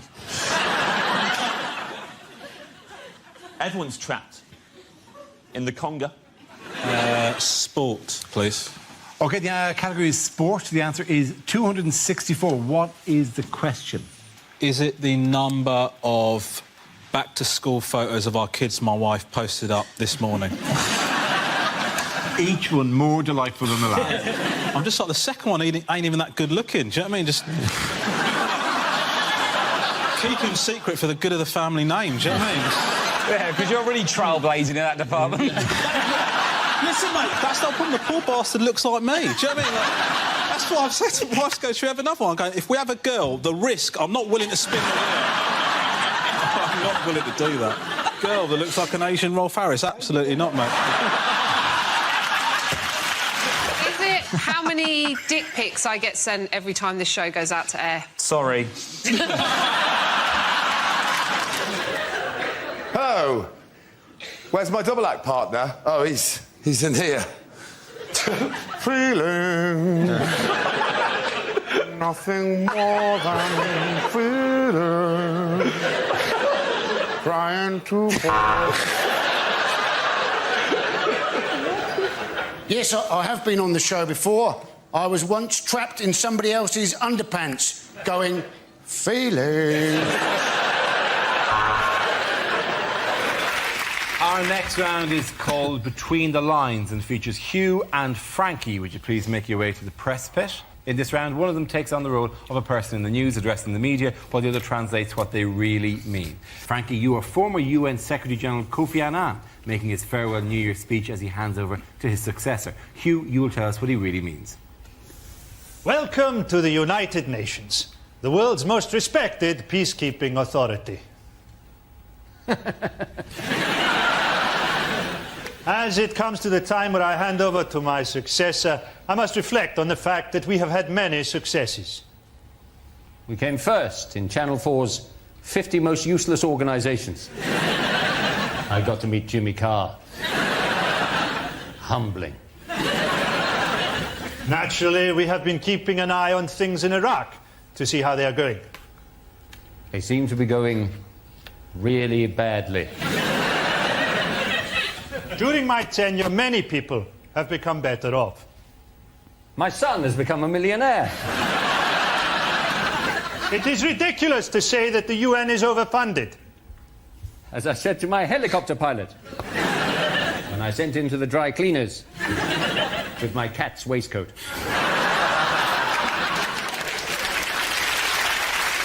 We now play a round called Royal Commentary. We'll play in a recent piece of footage featuring the royal family and ask you to provide a commentary. This week, the Queen entertains a foreign visitor. Well, there she is, Royal Majesty, Queen Elizabeth II, wearing white gloves as normal. People ask us why. Well, it's quite obvious, because later this evening, she's refereeing the embassy snooker. Well, why are they here? Well, they're here for this, the world's largest musical chairs competition. 353 chairs, 354 contestants. The table, of course, from IKEA, normally seats 12. It's in the catalogue as the Blomqvist. Oh, Jack Chirac is absolutely up for this competition. He loves it. And so is the Queen, but she's putting her glasses on. She's not letting the cheating French bastard get away with anything. The music provided by the Grenadier Guards with their version of Smack My Bitch Up. By the protege. Well, the Queen now rising for the reading of the rules. The French will go clockwise, she says. The British will go anti-clockwise. It's very confusing, much as it was at Verdun. In this instance, a cameraman. Look, he's fallen backwards. But don't worry, the paramedics will soon be here. Jacques Chirac now reads out the telegrams of apology from those unable to attend. Saddam Hussein would have loved to be here. Unfortunately, he fell through. And President Ahmadinejad, Desmond Tutu, and H from Steps can no longer be with us. This is quite boring. So much so that the man immediately below Jacques Chirac is having to burn his own face in order to stay awake. Well, they're finding... Oh, my eyes, he's saying. They find it. Well done, Hugh. The plane's about to land in Glasgow. Passengers are reminded to set their watches back 25 years. Unlikely lines to hear in a TV show. On Shaun the Sheep this week, Shaun has a big surprise when a nasty DEFRA man comes round with a bolt gun. So get dialling, because remember, those phone lines close at midnight. Yesterday. And now the Antiques Roadshow. This programme contains scenes of tedious dullness right from the start. And if you have an opinion on this news story, why not keep it to yourself? Hello and welcome to Mock the Week After Dark. I'm Dara O'Brien, and this is my penis. How has Blue Peter managed to upset the Tories this week? Have they changed their name to Red Peter? They have not. No, they have not. No. Is Connie Huck? It is Connie Huck, yes. Does she hate him? I don't know. Does she hate him? No. Yeah, I tell you who doesn't hate Connie Huck. Hey, Dara. She's a good girl. Hang on.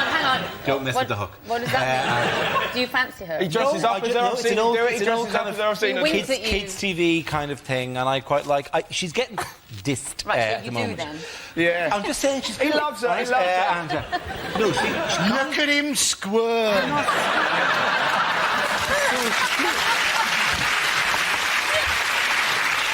Have you ever met her, Dara? I've never met her, no. Is You're your- like clearly not Would you going like to to happen sidle now. up to her and say, here's something I made earlier? Dara, does your wife watch this? Yeah, but she doesn't watch Blue Peter, so I'm all right. Sticky back plastic. That actually is just a Blue Peter term. It had no actual gag there, so no, sorry.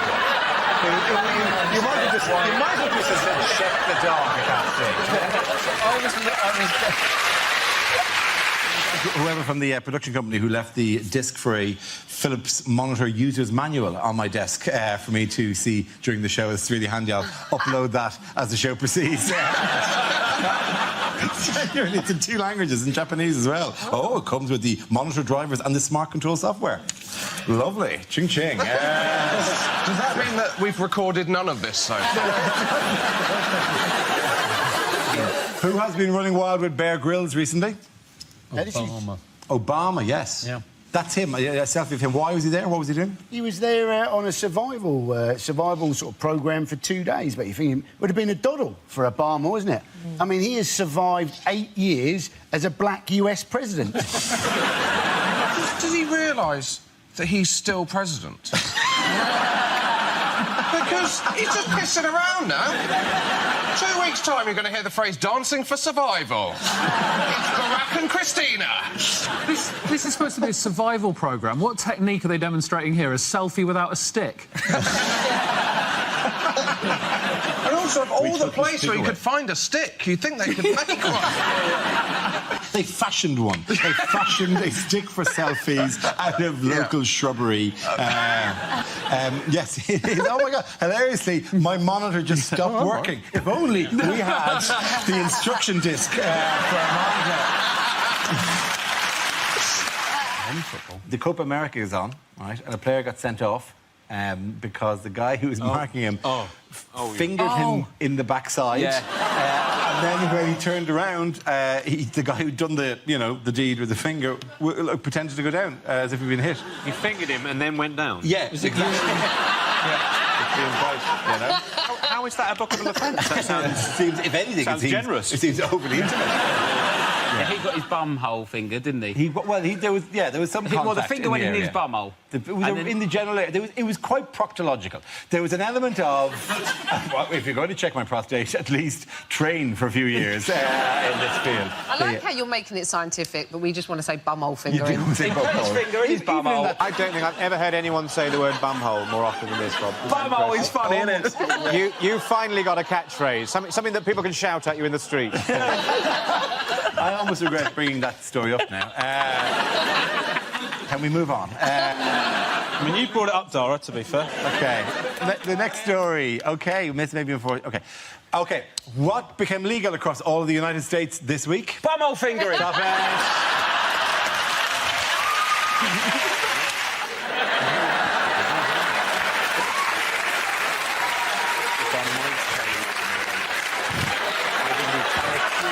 In fact, Q.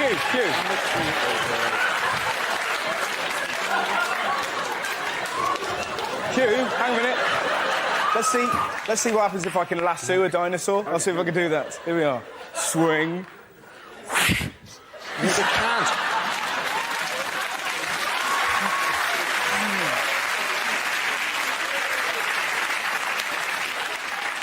I had my head frighteningly close to your penis there. That was like a... To be honest, that was like a Jurassic Brokeback Mountain. OK, let's see what you're left with. To relate... I know what it was. That was me pausing acting. No, it wasn't me. It wasn't me pausing forgetting. Oh, God. Now I have to find it again. You're the host of the show. I'm hosting a host show. I deserve to be here. I deserve to be here. OK, let's see what topic you've got, Stuart. What the again? You've made me forget. It's the relationship, of course. OK. I don't deserve to be here.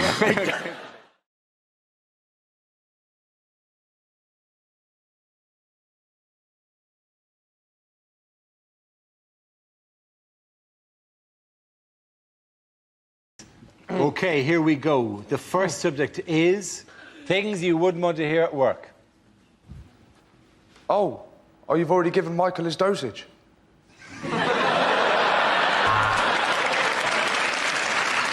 It's not a photocopier, it's a shredder. And what have you done to your arse? So, you probably want to know how I got the nickname Dog Botherer. Imagine that.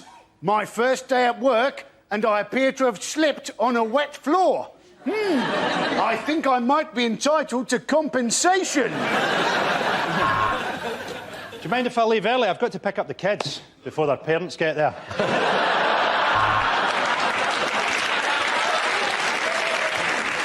He's the CEO, he's the COO, and I'm head of the agricultural division, the CIEIO. Now, I want you all to put down those football bits that you've been sewing, because I've heard that it's somebody's very special 11th birthday. And we've got you a photo of a cake. Panchawaho, chongwa, panchawaho. Don't worry, this isn't the first operation I've done. Last time I got almost the whole way round before the buzzer went off. We've run out of semi-skim, so I've topped your coffee up with breast milk. What do you mean it's not your turn to make the coffee? This is fucking Starbucks.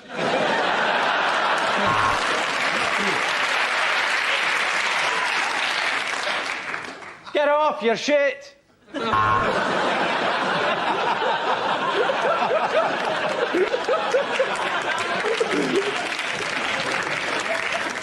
Whoops! This air traffic control thing's not as easy as it looks. I've always wanted to work in a library! If only I could read!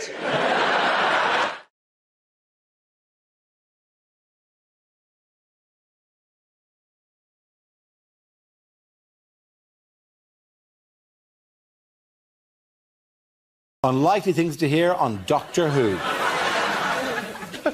When I was giving you a quote as your cleaner, Doctor, I was giving you a quote from the outside.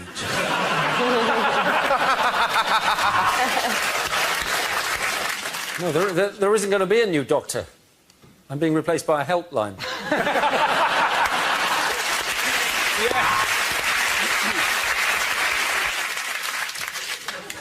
That is the last time we park the TARDIS outside the Portaloos at Glastonbury.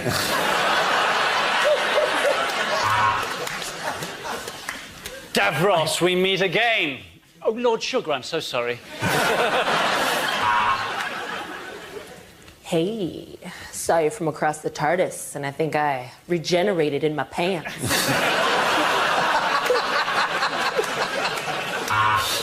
Doctor, Doctor, you must help me. I think I'm a pair of curtains.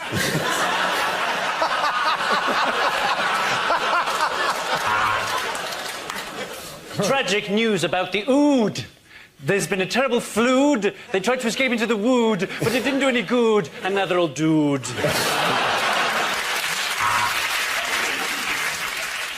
No, I'm the doctor who works for the World Health Organization.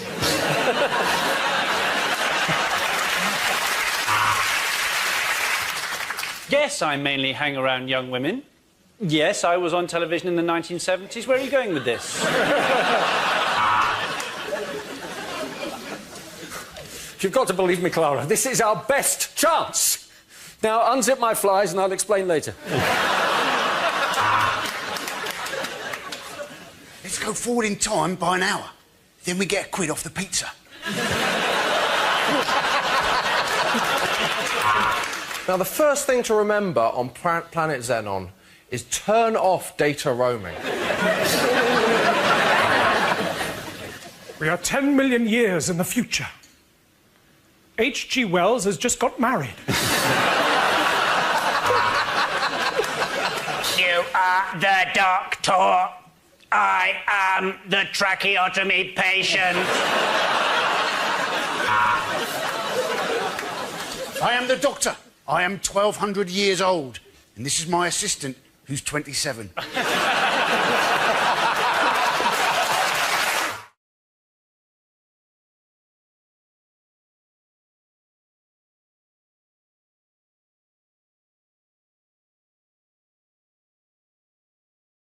Now we come to our final quickfire round called Scenes We'd Like to See. This is for everyone, so if you can all make your way over to the performance area, please. I call it ideas for scenarios we'd love to see, and the performers come in with their suggestions. The first subject is unlikely lines to find in the Bible. He's not the Messiah. He's a very naughty boy.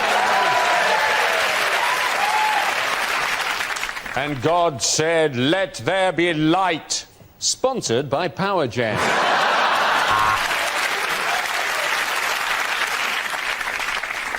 A man who lies with another man should be stoned. It helps. That's all I'm saying. A long time ago, in a galaxy far, far away. And God said, right, that's the 14 commandments. Now, will you remember all those? That's very good. Table for 12, Jesus. I can do 2 6s at 8:30. And on the 8th day, God created a magic talking leopard and forgot all about us. And Mary said God had given her a child, so Joseph went and joined Fathers for Justice. And it rained for 40 days and 40 nights, although Thames Water still had a hosepipe ban. St. Paul's third epistle to the Corinthians. Dear Corinthians, I've written to you twice now. No reply. I don't know how you do things in Corinth, but where I'm from, that's a bit rude. OK, the next topic is... In the week in which the government discussed raising the school leaving age, bad things for a teacher to say. Fight! Fight! Fight! Fight! Fight! You know the rules, Thomas. If you forget your PE kit, I take the lesson in my pants.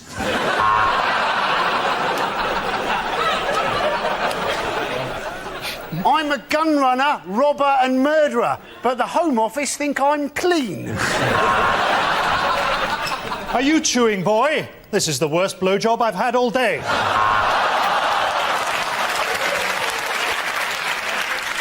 I don't know the answer, Watkins. I just do this job for the holidays. It turns out you're not dyslexic, you're just really, really stupid.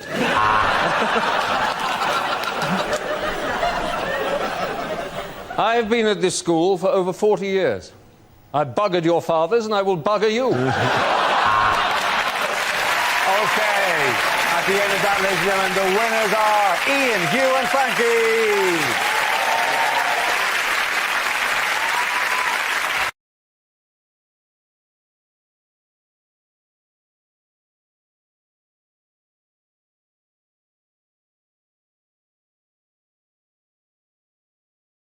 And now we come to our special Christmas quiz. I asked the panelists a series of questions all about the festive season in the hope of filling 5 minutes we're trying to get out of this of our Christmas special. So, teams, here we go. First question, what Christmas tradition was it? There are no buzzers or any points. This show is not built in any way to accommodate genuine quizzes. But nonetheless, you can take your turns. Which Christmas tradition was inaugurated by Sir Henry Cole in 1843? Is it the Christmas tree? Is it not the Christmas tree? Arguing with your relatives? No, it's not that one either, I'm afraid. No. Is it holding mistletoe above your head and therefore being allowed to sexually harass other people? It is not that happy tradition, no. Is it waking your children early, saying to them, oh, it looks like the sleeping pills have worked, happy Easter? Is it going to church just once a year, and that's usually at midnight after the pubs have closed because you want one more glass of wine? Man, you really want to be desperate for your wine, wouldn't you? It's something to bring up at an AA meeting. I sat through God. That's how much I wanted another drink. Is it a Christmas stocking? That's not Christmas stocking. That's a Victorian tradition. Were you trying to mine something there for us? It was... The Christmas card. Yes! Well done, Ed Byrne. Points for him. Congratulations. There are no points. I know there are no points. You promised us there'd be no points. Name Santa's reindeer. I'll take attempts at this. Donner and Blitzen. Correct. Prancer and Vixen. That's 2 each. Dasher. Yes, 3 It's like you're doing a duet. Bonza. But not Rudolph. That's a lie. We've had... What have we had? I've lost. I'm actually lost. Donner and Blitzen. Donner and Blitzen. Some Dasher, Comet. Bashful. Bashful, Sleepy, Doc and Vixen. If one's called Comet, one's going to be called Curries. Romeo. Dasher, Dancer, Prancer, Comet, Vixen, Cupid. Cupid? No, we said Cupid. Ridiculous name for a reindeer. Cupid. They must have teased him, though, with a name like that. They must have teased him. He must have been the reindeer that they teased. Reindeer are notoriously shallow, in fairness. If the story about Rudolph is anything to go by, reindeer are ridiculously shallow. And they will make fun and they will slag you off until you get a job with Santa, and then they will all love you. The last line of that song should actually be, and then Rudolph turned around at them and said, well, fuck yous, I'm with Santa now. Merry Christmas, everyone. Why did you look at my ass for the entire... What we put for the entire world while you look at my hole, right? It doesn't matter how fast we fly, that's all you're going to see. Ho, ho, ho. Yeah, all you're going to see is my hairy reindeer ass going all around the world. The nose is in the front, bitches. The nose is fighting fog, but you're looking at my ass, Cupid. That's all you get. Enjoy your reindeer game. Oh, can we move on? Oh, sorry, is that not festive enough for this ridiculously contrived? Sorry, am I not striking the mood of the nation at this stage? Yeah, look at the bitches! Look at that ass! See you, baby! Shaking that ass! Shaking that ass! Yeah. Good night! Ho, ho, ho.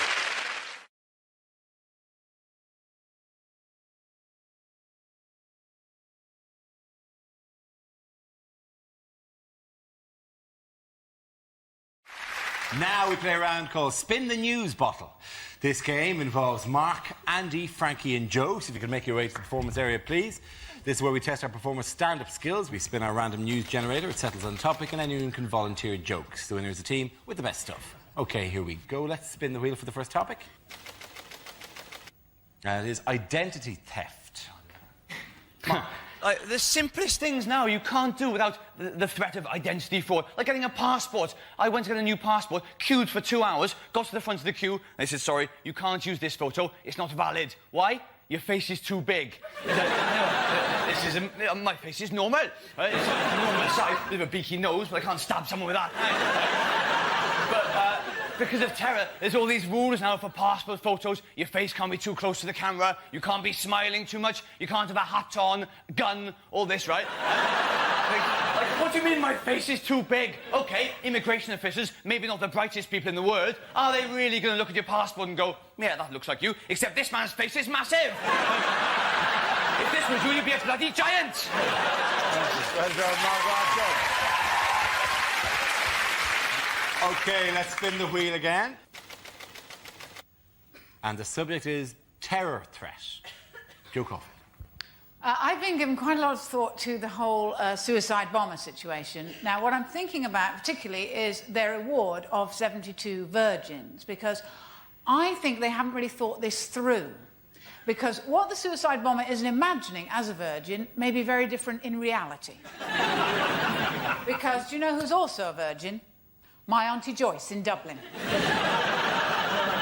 She's 67 and lives with 14 cats. I don't think that's what they've got in mind. But I think that would truly be divine justice. You've blown yourself up, you get to heaven, what's your reward? My Auntie Joyce.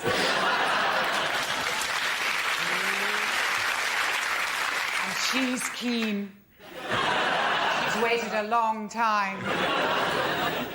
When you've done me, there's 71 of my friends from the church need doing as well.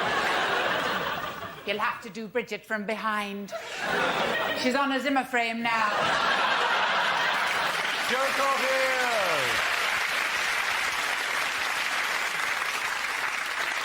That leaves us with Andy and Frankie. What's the next topic?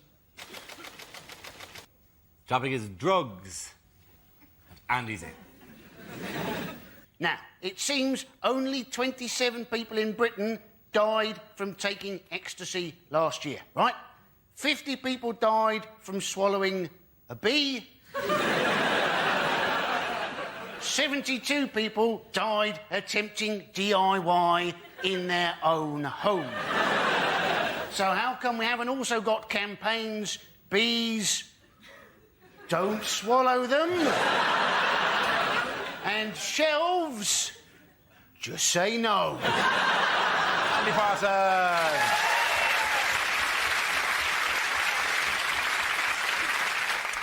Let's see what Frankie has left. Topic is celebrity.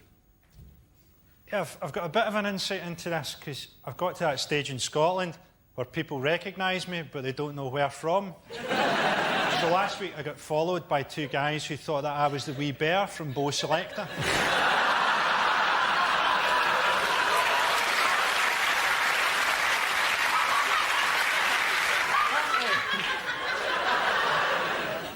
way, Catherine Zeta-Jones lives in LA, but she has bottles of air imported from Wales. When I want my house to smell like Wales, I just kick my dog until it farts.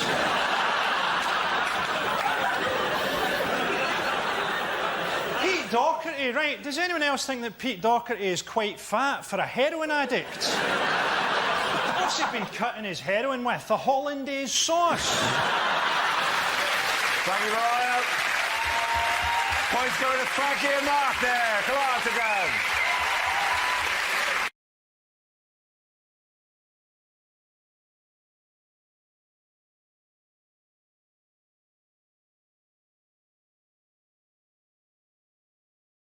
Here's a picture of Shadow Chancellor Ed Balls, but can anyone give me a phrase to sum this up?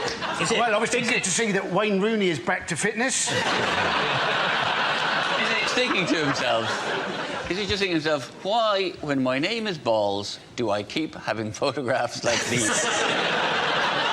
Is Mr. Ed Balls playing football in a match between MPs and journalists at the conference? Apart from playing football, what has Ed Balls been doing recently? He's a politician. He's been... Other than that... He has been sickening normal people everywhere by learning to play the piano. Yes, Did you to see what that? level? Grade 1. Grade 1, yes. This is, and the grade 1 is recognising that that's not a piano. This is a trick test. That's not a piano. You have passed. I reckon he just heard mention of chopsticks and thought there might be some food available. If he does learn chopsticks, that'll be handy for when he's Chancellor and has to beg money off the Chinese. You really think if you go into the Chinese and go, honourable Chinese president. Cling, cling, cling, cling, cling, cling, cling, cling, cling, They will go, you took an interest in our culture. Ding, ding, ding, ding, ding, ding, ding. That's as much as I know. Okay. Darren, do you not think he would have lost them with honourable Chinese person? Opening with that. Oh. I'm in the diplomatic corps. What do you say? It'd be like arriving in the Congo on a diplomatic mission with a crate of umbongo. I believe you enjoy this beverage. We're told this is all you drink here in the Congo, which has been renamed for how long? Well, it's now called the Democratic Republic of Umbongo. By the way, who's he doing the test with? Lots of 5-year-old and 6-year-old children. It was 6-year-old children. It was 6-year-old child, 6-year-old child, Ed Balls, 6-year-old child, 6-year-old child. Which is creepy. As a 6-year-old child, you'd be thinking, you've been told, as you wait in that room, if you fail this, you're coming back again. And then a 45-year-old man... As a 6-year-old, you're thinking, oh, my God, this guy is an idiot. They take this shit seriously right here. Please let me go. Please don't make me do the exam again. I do, in a way, think it's commendable that he's done it and it's good for him to have a release, but I also think it's a really bad thing for a busy politician to do in a sort of connecting with the people way, because people that have got normal jobs are then going, well, I haven't got time to learn the fucking piano. How have you got time? Well, he should really do what Cameron does and just get pissed and lose his kids and stuff like that. And then people are like, oh, yeah, he's one of mine.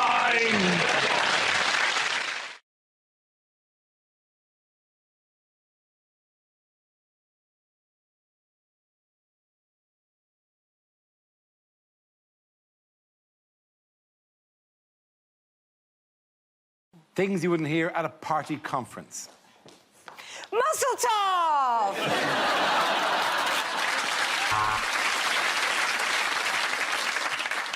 Why are we having this conference in Blackpool? 2 words: cheap cocaine. Jeremy Hunt is having a heart attack. Is there a doctor in the house? Why are you laughing? So, we'll be having one speech from a Remainer, a speech from a Brexiteer, another speech from a Remainer, another speech from a Brexiteer, and then Boris Johnson will drop his trousers. So that's in, out, shake it all about.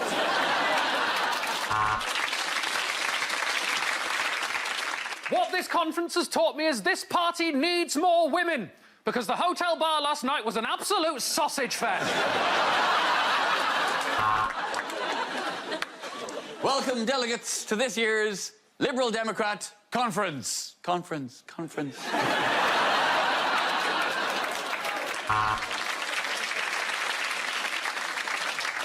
So to those who say we have alienated too many groups in society to get elected, let me say this.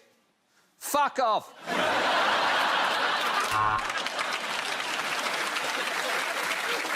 I know some of you have been challenging my leadership, and to you I say, bring it on, ya ball bags. Some have said that the Labour Party has lost contact with its working-class roots. But I say to these people the same thing I said to my driver this morning. Do not address me directly.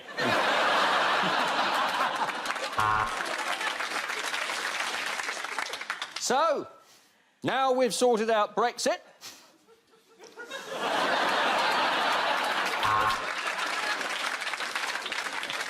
They told us Brexit was undeliverable.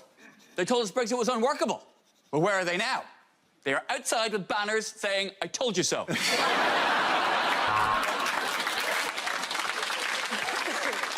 Right, it's the Green Party conference, and now it's time to break for lunch. Who ordered the veal? I'm afraid Rhys Mogg can't be with us today. Someone hung garlic at the threshold and he can't pass through. So everything is still on the table. Why has no one cleared the table?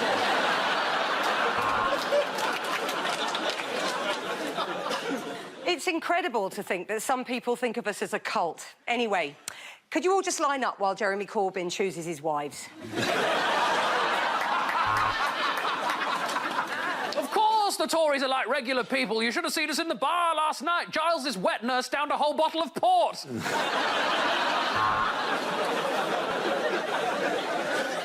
We have had soft Brexit. We have had hard Brexit, but now we have a more digestible alternative. Ready Brexit.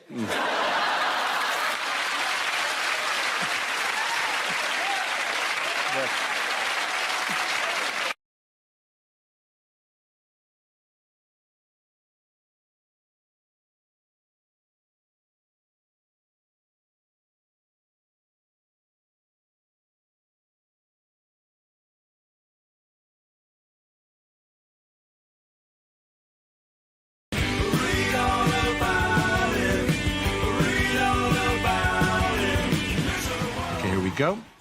Let's have a look at the first topic. First topic is health. I had to have my penis looked at.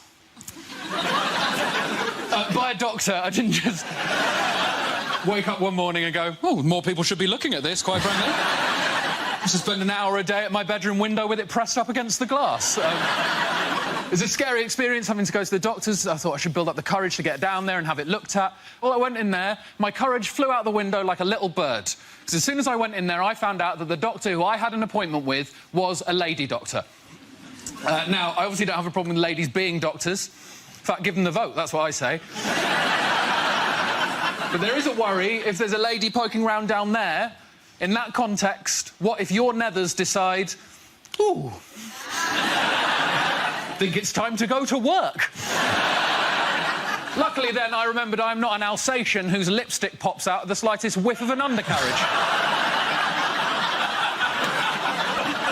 I needn't have worried because she was a good doctor, she was a great doctor. She put me at ease straight away using one word. This is what she said. She said, OK, Mr Gamble, just go behind that curtain there and pop it out for me.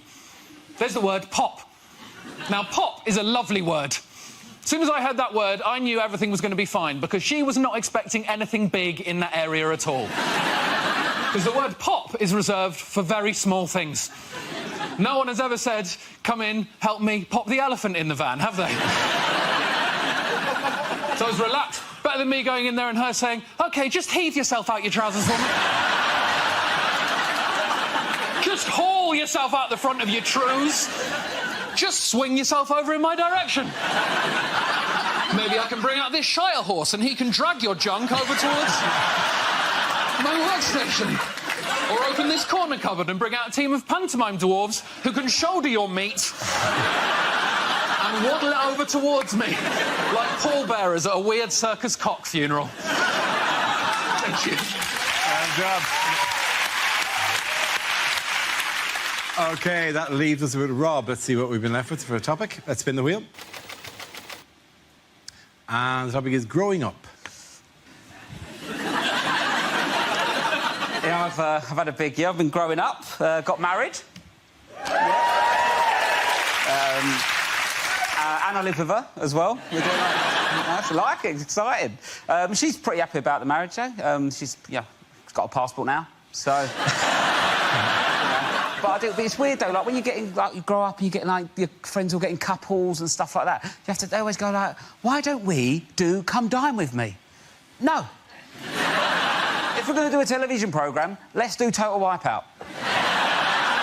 It's much more fun, isn't it? I don't want to just cook more. And it's weird, though, because my mum did different things when she was growing up. She used to do Tupperware parties, and these don't exist. This is where groups of grown women used to buy and sell lumps of plastic. Like, what kind of nighting's that? And, like, the only thing that ever got bought at a Tupperware party was a big bowl, going to be used for salads in the summer, just turned into the house sick bowl. Everyone's got one of these horrible bowls in their house. It's a bowl you keep in your house that every member of your family's been sick in at least once. What kind of life's that for the bowl? He's at the Tupperware party, I'm a big bowl, going to see some salads in my time. No, mate, sick forever. The thing is, as well, like, I used to come home from the pub, not even going to be sick, just a bit pissed, and Mum goes, get in the sick bowl, you need the sick bowl. I don't need the sick bowl, Mum, but I get the bowl, I look in it, get flashbacks, I'm sick everywhere. There's been 3 generations of sick in that bowl. It's the closest thing we've got to an heirloom.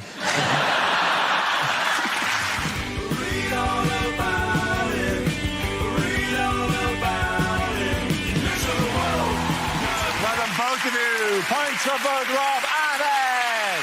Come on back.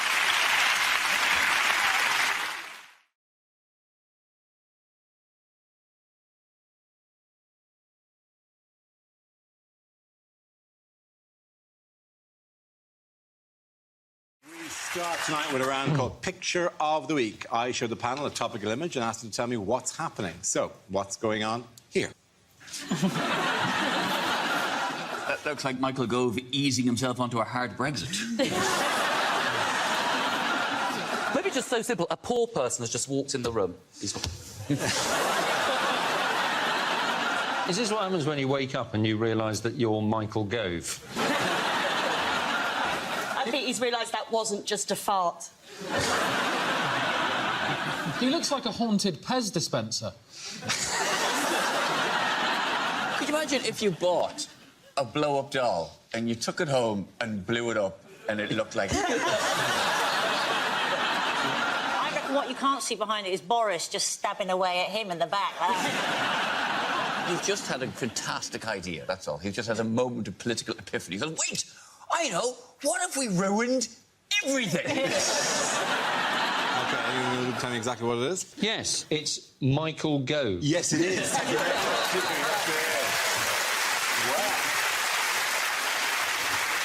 Yes, this is a picture of Conservative MP Michael Gove. He was in the news this week after he suggested that the government should lift the public sector pay cap whilst pressure mounted on Theresa May and Philip Hammond to ease austerity.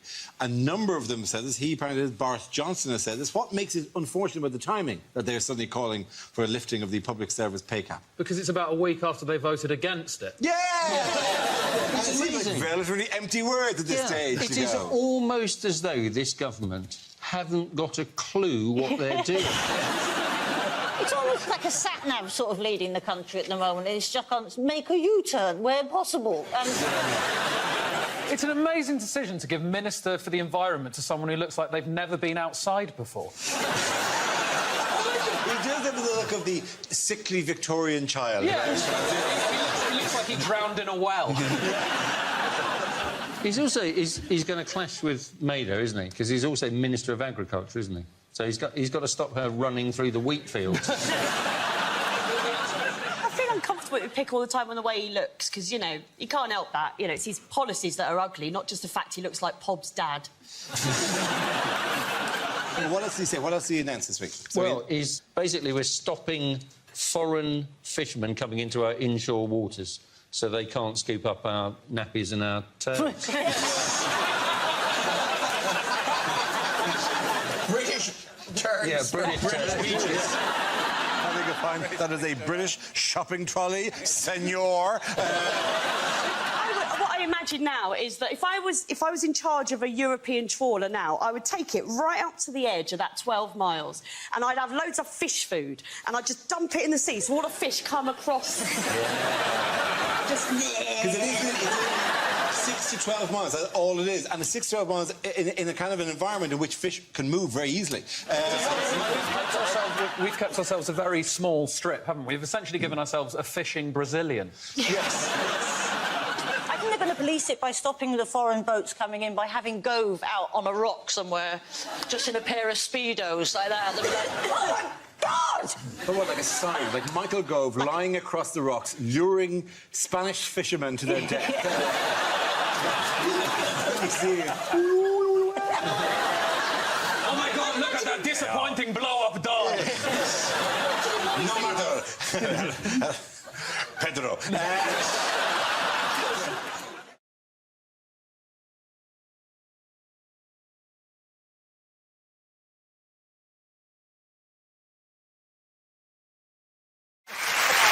Now we play a round called You've Got to Be Corbynit to Win It.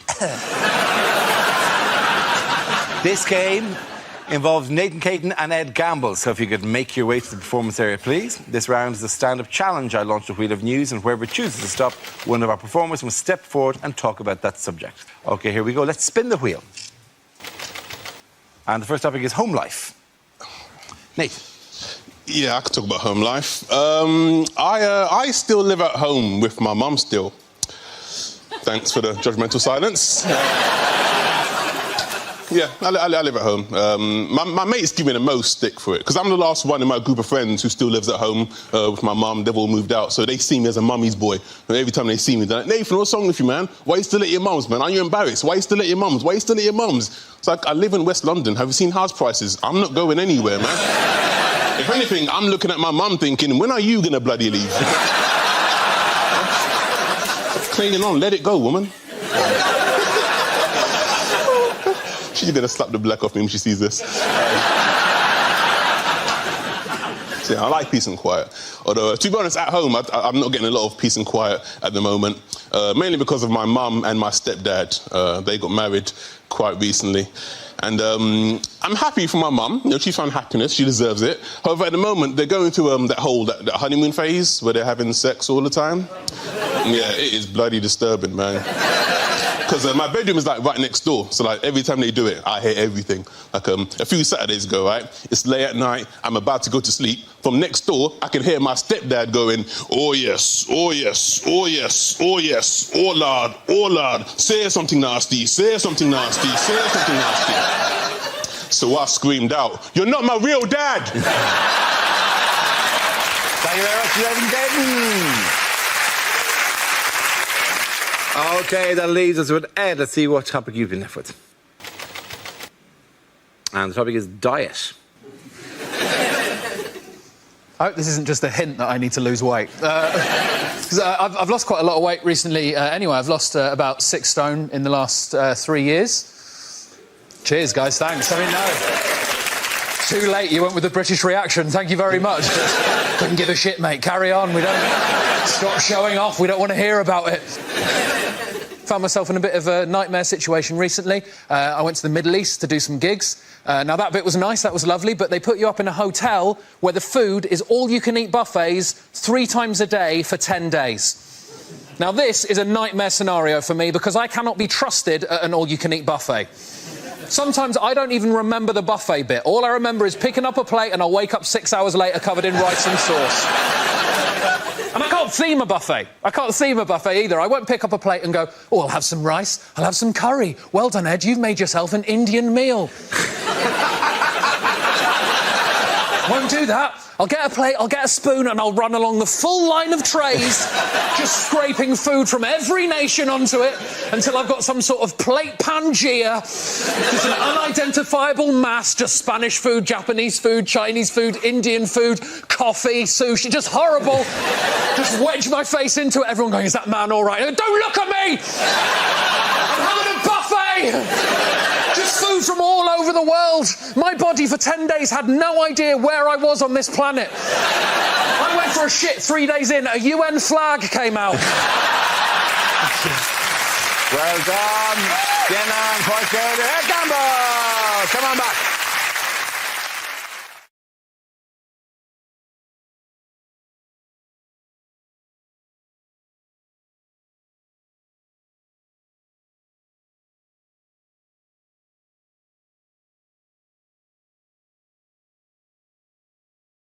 What is the recent news about Britain's population? Oh, there's loads of us. There's loads! There's loads! It's now gone up to 61 million. Now, this was reported by The Independent, for example, during the week, with baby boom drives British population to record high. Yep. Whereas The Sun said randy couples push population to 61 million. Do you know what? And brilliantly, the Daily Mail said an immigrant baby boom has fueling Britain's fastest population growth in half a century. It sounds like there's an agenda in place. What was lovely as well was the links, because The Independent and the Mail all had links to how population is going to affect us in the future. The Sun had a link from that news story that said 11 million people have had sex in their car. Are you one of them?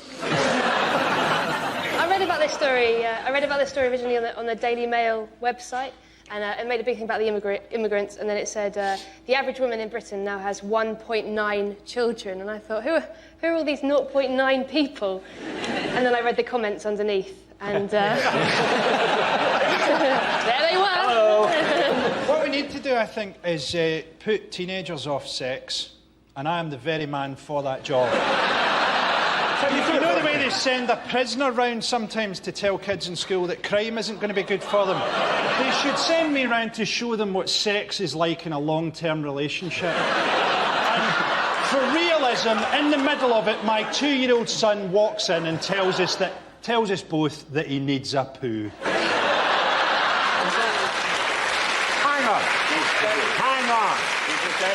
Hang on 1 second. Oh, I've just got You can lock the racist door, but you can't lock the bedroom door. The BNP, they got very excited by the baby boom statistics, didn't they? And you know, like Jerry Adams used to, when he was on the news, they always had to dub his voice, didn't they? I think for the BNP, whenever Nick Griffin's on the news, they should dub his voice with the voice of Joe Pasquale. I think it'd be funny if it was Mr. T. Sorry. Yeah, I was going to say, or like a Jamaican. In a patois. Come over The here. BNP here. Trying to steal my jobs and thing. When he steel drums in the background. Does anyone hear a creaking door? We need to do some serious things to tackle the population problem, right? First of all, we should get Fiona Bruce during Antiques Roadshow to every 30 seconds go, boo! And secondly, we need a security firm patrolling Kerry Katona's vagina 24/7. Okay, at the end of... At the end of that round, the points go to Russell, Holly and Andy.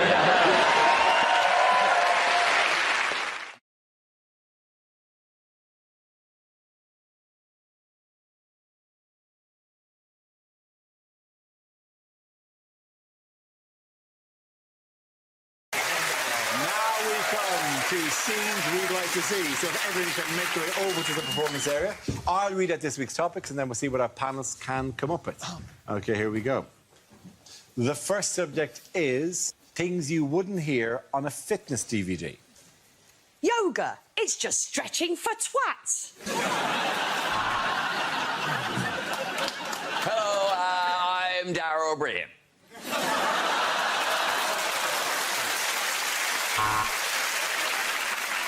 Welcome to Fitness with Theresa May. I'm Amber Rudd.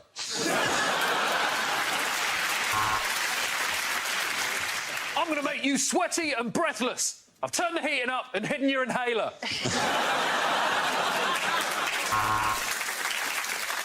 I'd like you to raise your arms to here, and then to here, and then to there. OK, I'm afraid I'm going to have to take away your disability benefits. And remember, guys, pain is temporary, except for Tony, who got one of his nuts caught in the trampoline springs. This isn't going to work, is it? You can't even be bothered to leave the house.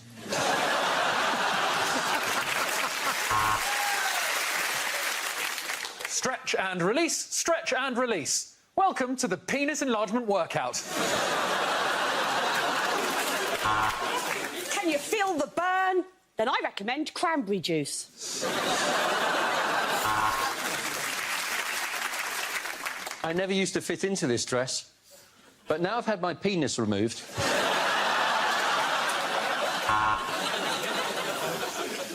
Oh, yeah. You can feel the burn.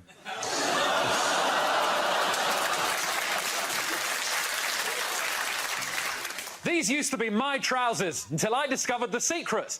Buying smaller trousers. Next, I'm going to show you my pecs. There are thousands of them. I got assaulted by a chicken.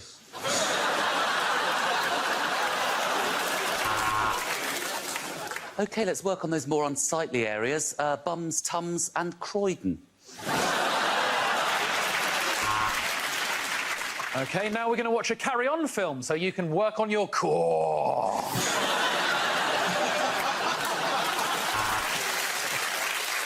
And remember, girls, when it comes to weightlifting, what we're really looking for is a nice, clean snatch.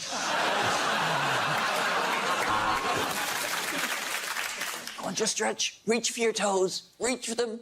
Imagine your toes are made of chocolate, you fat fuck.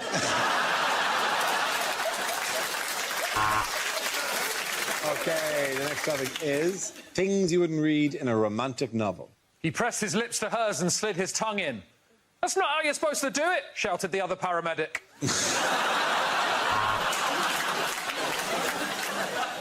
He was everything a woman wanted in a man. He was 47, greying, chubby, slightly camp.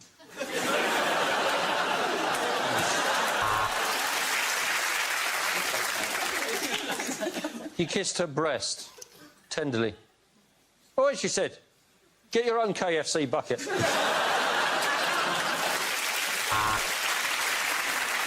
Mr. Darcy is the most eligible bachelor in the county, said Mrs. Bennet, and he's hung like a fucking cart horse. Everything was in place. The bubble bath had been poured. The chocolate was there. The scented candles had been lit. This was going to be the best wank ever.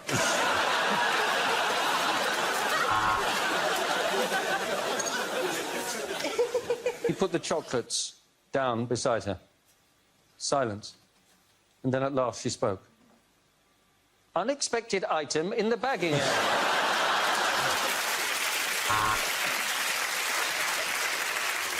6'2" and with shoulders so broad they look like they could carry the weight of the world, and a full, lustrous moustache. Rebecca really was an unusual-looking lady.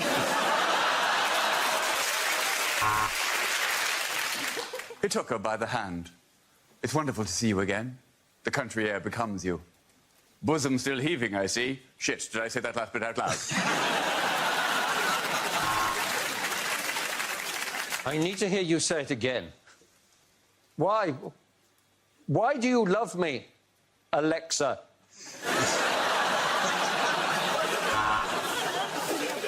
She had never had a ménage à trois before, let alone with two famous brothers. They drove her wild all night with their cries of, to me, to you, to me, to you, to me.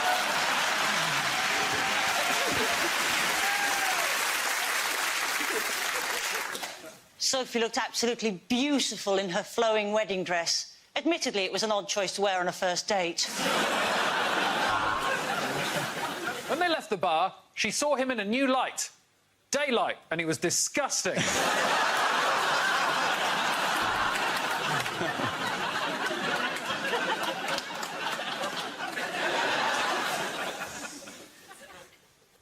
I want to see you shit in this bin.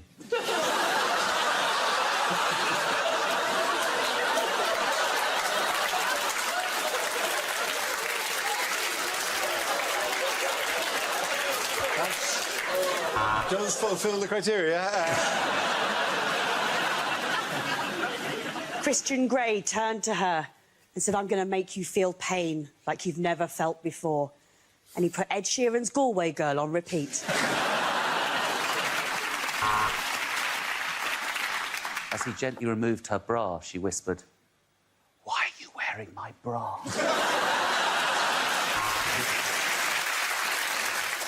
Oh, Mr. Darcy, you're so becoming. Really? He replied, because I think it's you that will be coming.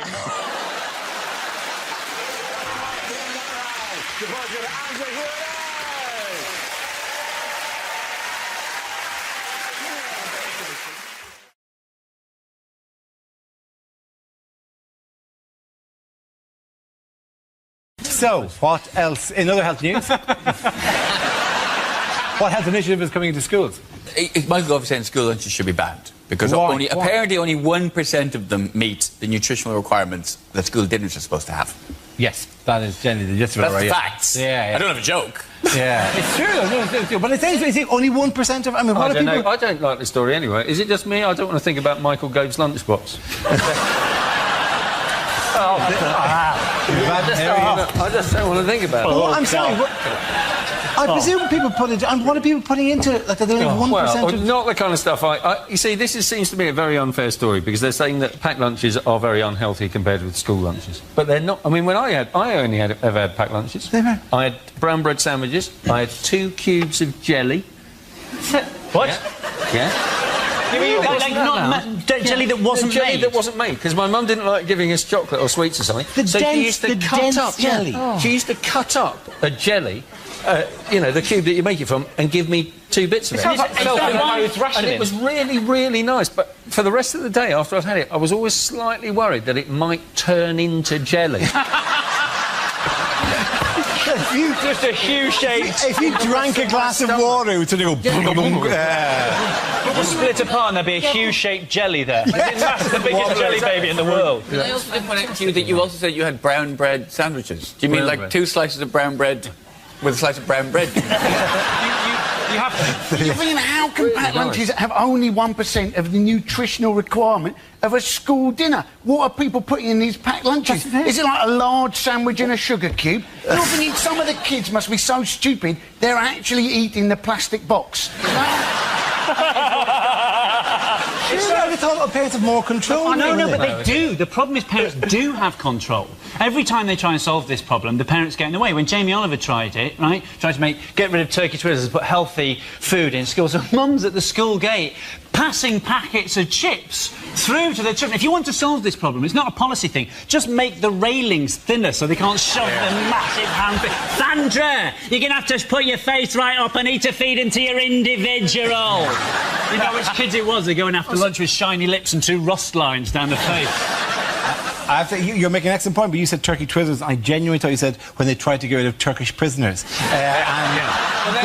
Why are Turkish prisoners feeding children in school? Because they are about getting their for the rest of that for the whole thing, I was going, well, one of them is called Sandra. And that really is the clue as to the likelihood that I didn't actually say that. Yeah, I suppose. You put it that way, it makes more sense. They're suggesting that teachers should eat with the kids. But Yes. the thing is that, you know, a lot of teachers do currently eat with the kids, although it's usually in the form of a romantic meal, isn't it? Merry Christmas! Merry Christmas, DVD owner.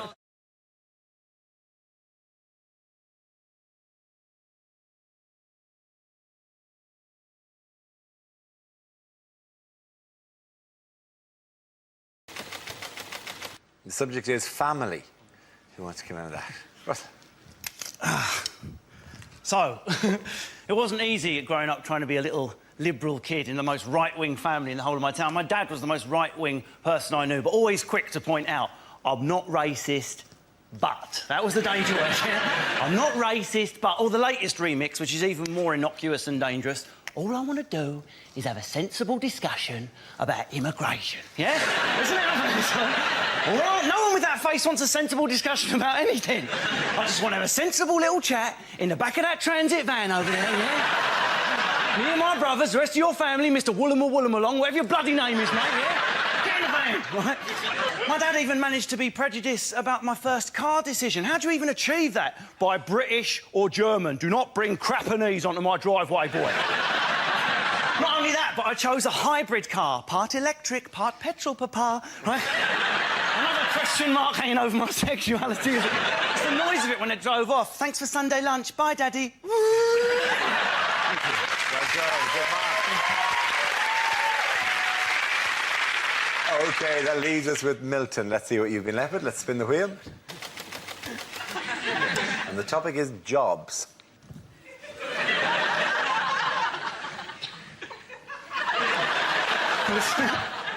I used to work at a Christian rock festival selling toasties.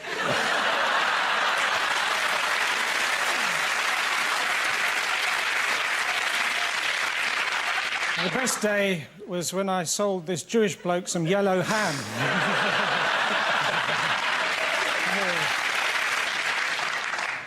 My dad was a dustman.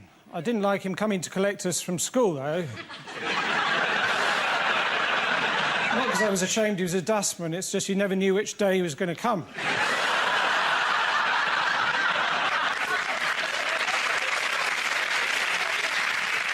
The rest of my family were police marksmen.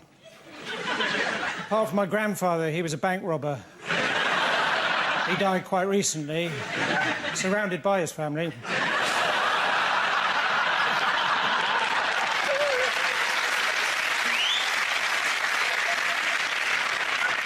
My uncle, he's a police frogman. No, sorry, he's a French policeman. I used to work in a supermarket. It was my job to hand out samples of things for people to taste. But I was asked to leave after the little cups of bleach incident.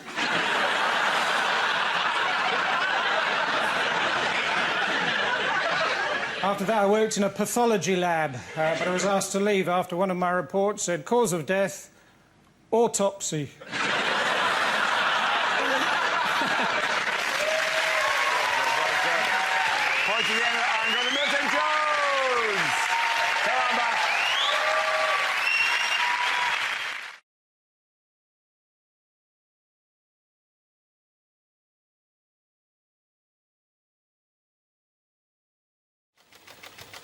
First topic is pensioners. Who wants to come in on that? Frankie boy. We've just heard that Britain, for the first time, has more pensioners than teenagers. What a terrifying statistic for the country's paedophiles.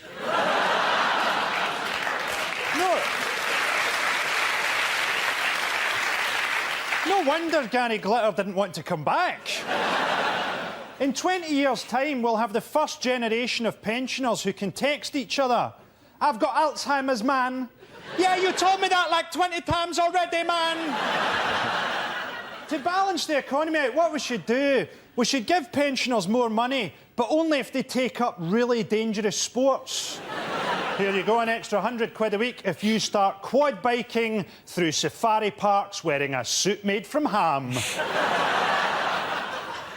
It's not how old you are physically, is it? It's how old you are mentally. I mean, my granny is, what, 83? But she has the mind of a 2-year-old. Just a joke, she's dead.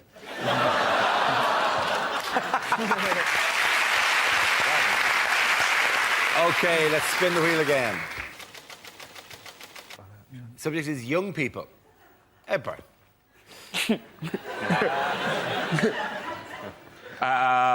Young people, they're very scary, aren't they? I remember being scared of young people when I was young. But when I'm grown up, I'll be bigger than them and I won't be scared of them anymore. And then they armed themselves, which I felt really unfair. I'm not scared of, like, goths or emos, which is kind of a shame, because goths make more of an effort to look scary. It's almost a shame they're not scary. They make more of an effort, and they give that look. Like that, does my vampiric countenance not chill you to your bones? You're like, no. I could send one hoodie in there, it'll be like a dog worrying sheep. Don't annoy me. Getting stepped to by an emo. You're an emo, for God's sake. I think between the two of us, we both know who you're most likely to harm. Well done, Edburn. OK, that leaves us Stuart and Russell. Let's spin the wheel. And the topic is relationships. Who wants to come in that? Russell. Britain, I have sexual advice for you. That's right. When I was 18, I used food in the bedroom. Now, don't ever do it. It didn't go well, right? I used Rolo yogurt. And rather than tell... Yeah, exactly, right? Rather than tell my then-girlfriend what I had planned, I pretty much waited for her like some hideous yogurt goblin, right? Now, I doubt there's anything more terrifying than coming home to find me naked, holding yogurt, going, yeah, right? And I panicked, and rather than putting a little bit on, I pretty much basted her, right? By the time I'd finished, she looked a bit like Morph. You're sat there. I created an angry meal. You don't know where to start licking. You don't want to lick randomly, then she looks like she's got an illness. So, I did foot up to knee. That took me an hour. And hours, I was just... She looked like an angry gingerbread lady who'd had her leg dipped in Tippex, right? It didn't end there. I was like, I can't help you. The door opened, one of my dogs ran in and started licking the other leg. Never use food in the bedroom. Thank you very much, Russell Howard. So that leaves us with Stuart. Let's have a look at the last topic then. And the topic is family. Stuart. Before I rock the microphone, I want to dedicate my performance to my father, who was a roofer. So, Dad, if you're up there.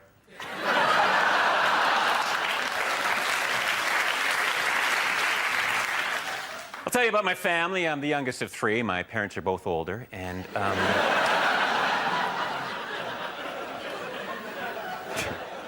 have mixed-race parents. My father prefers the 100 meters, and my mother's Pakistani.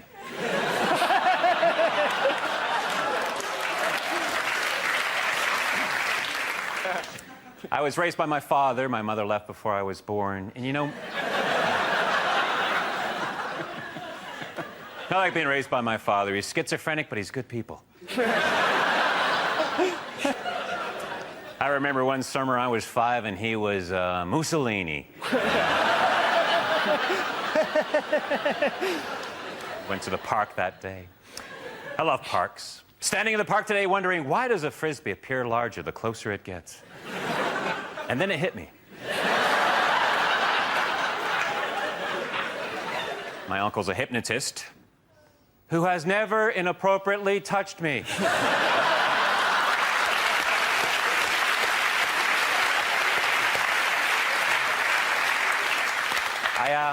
I have to leave now. I'm a member of Overactors Anonymous, and we have an Overactors Anonymous meeting that starts in...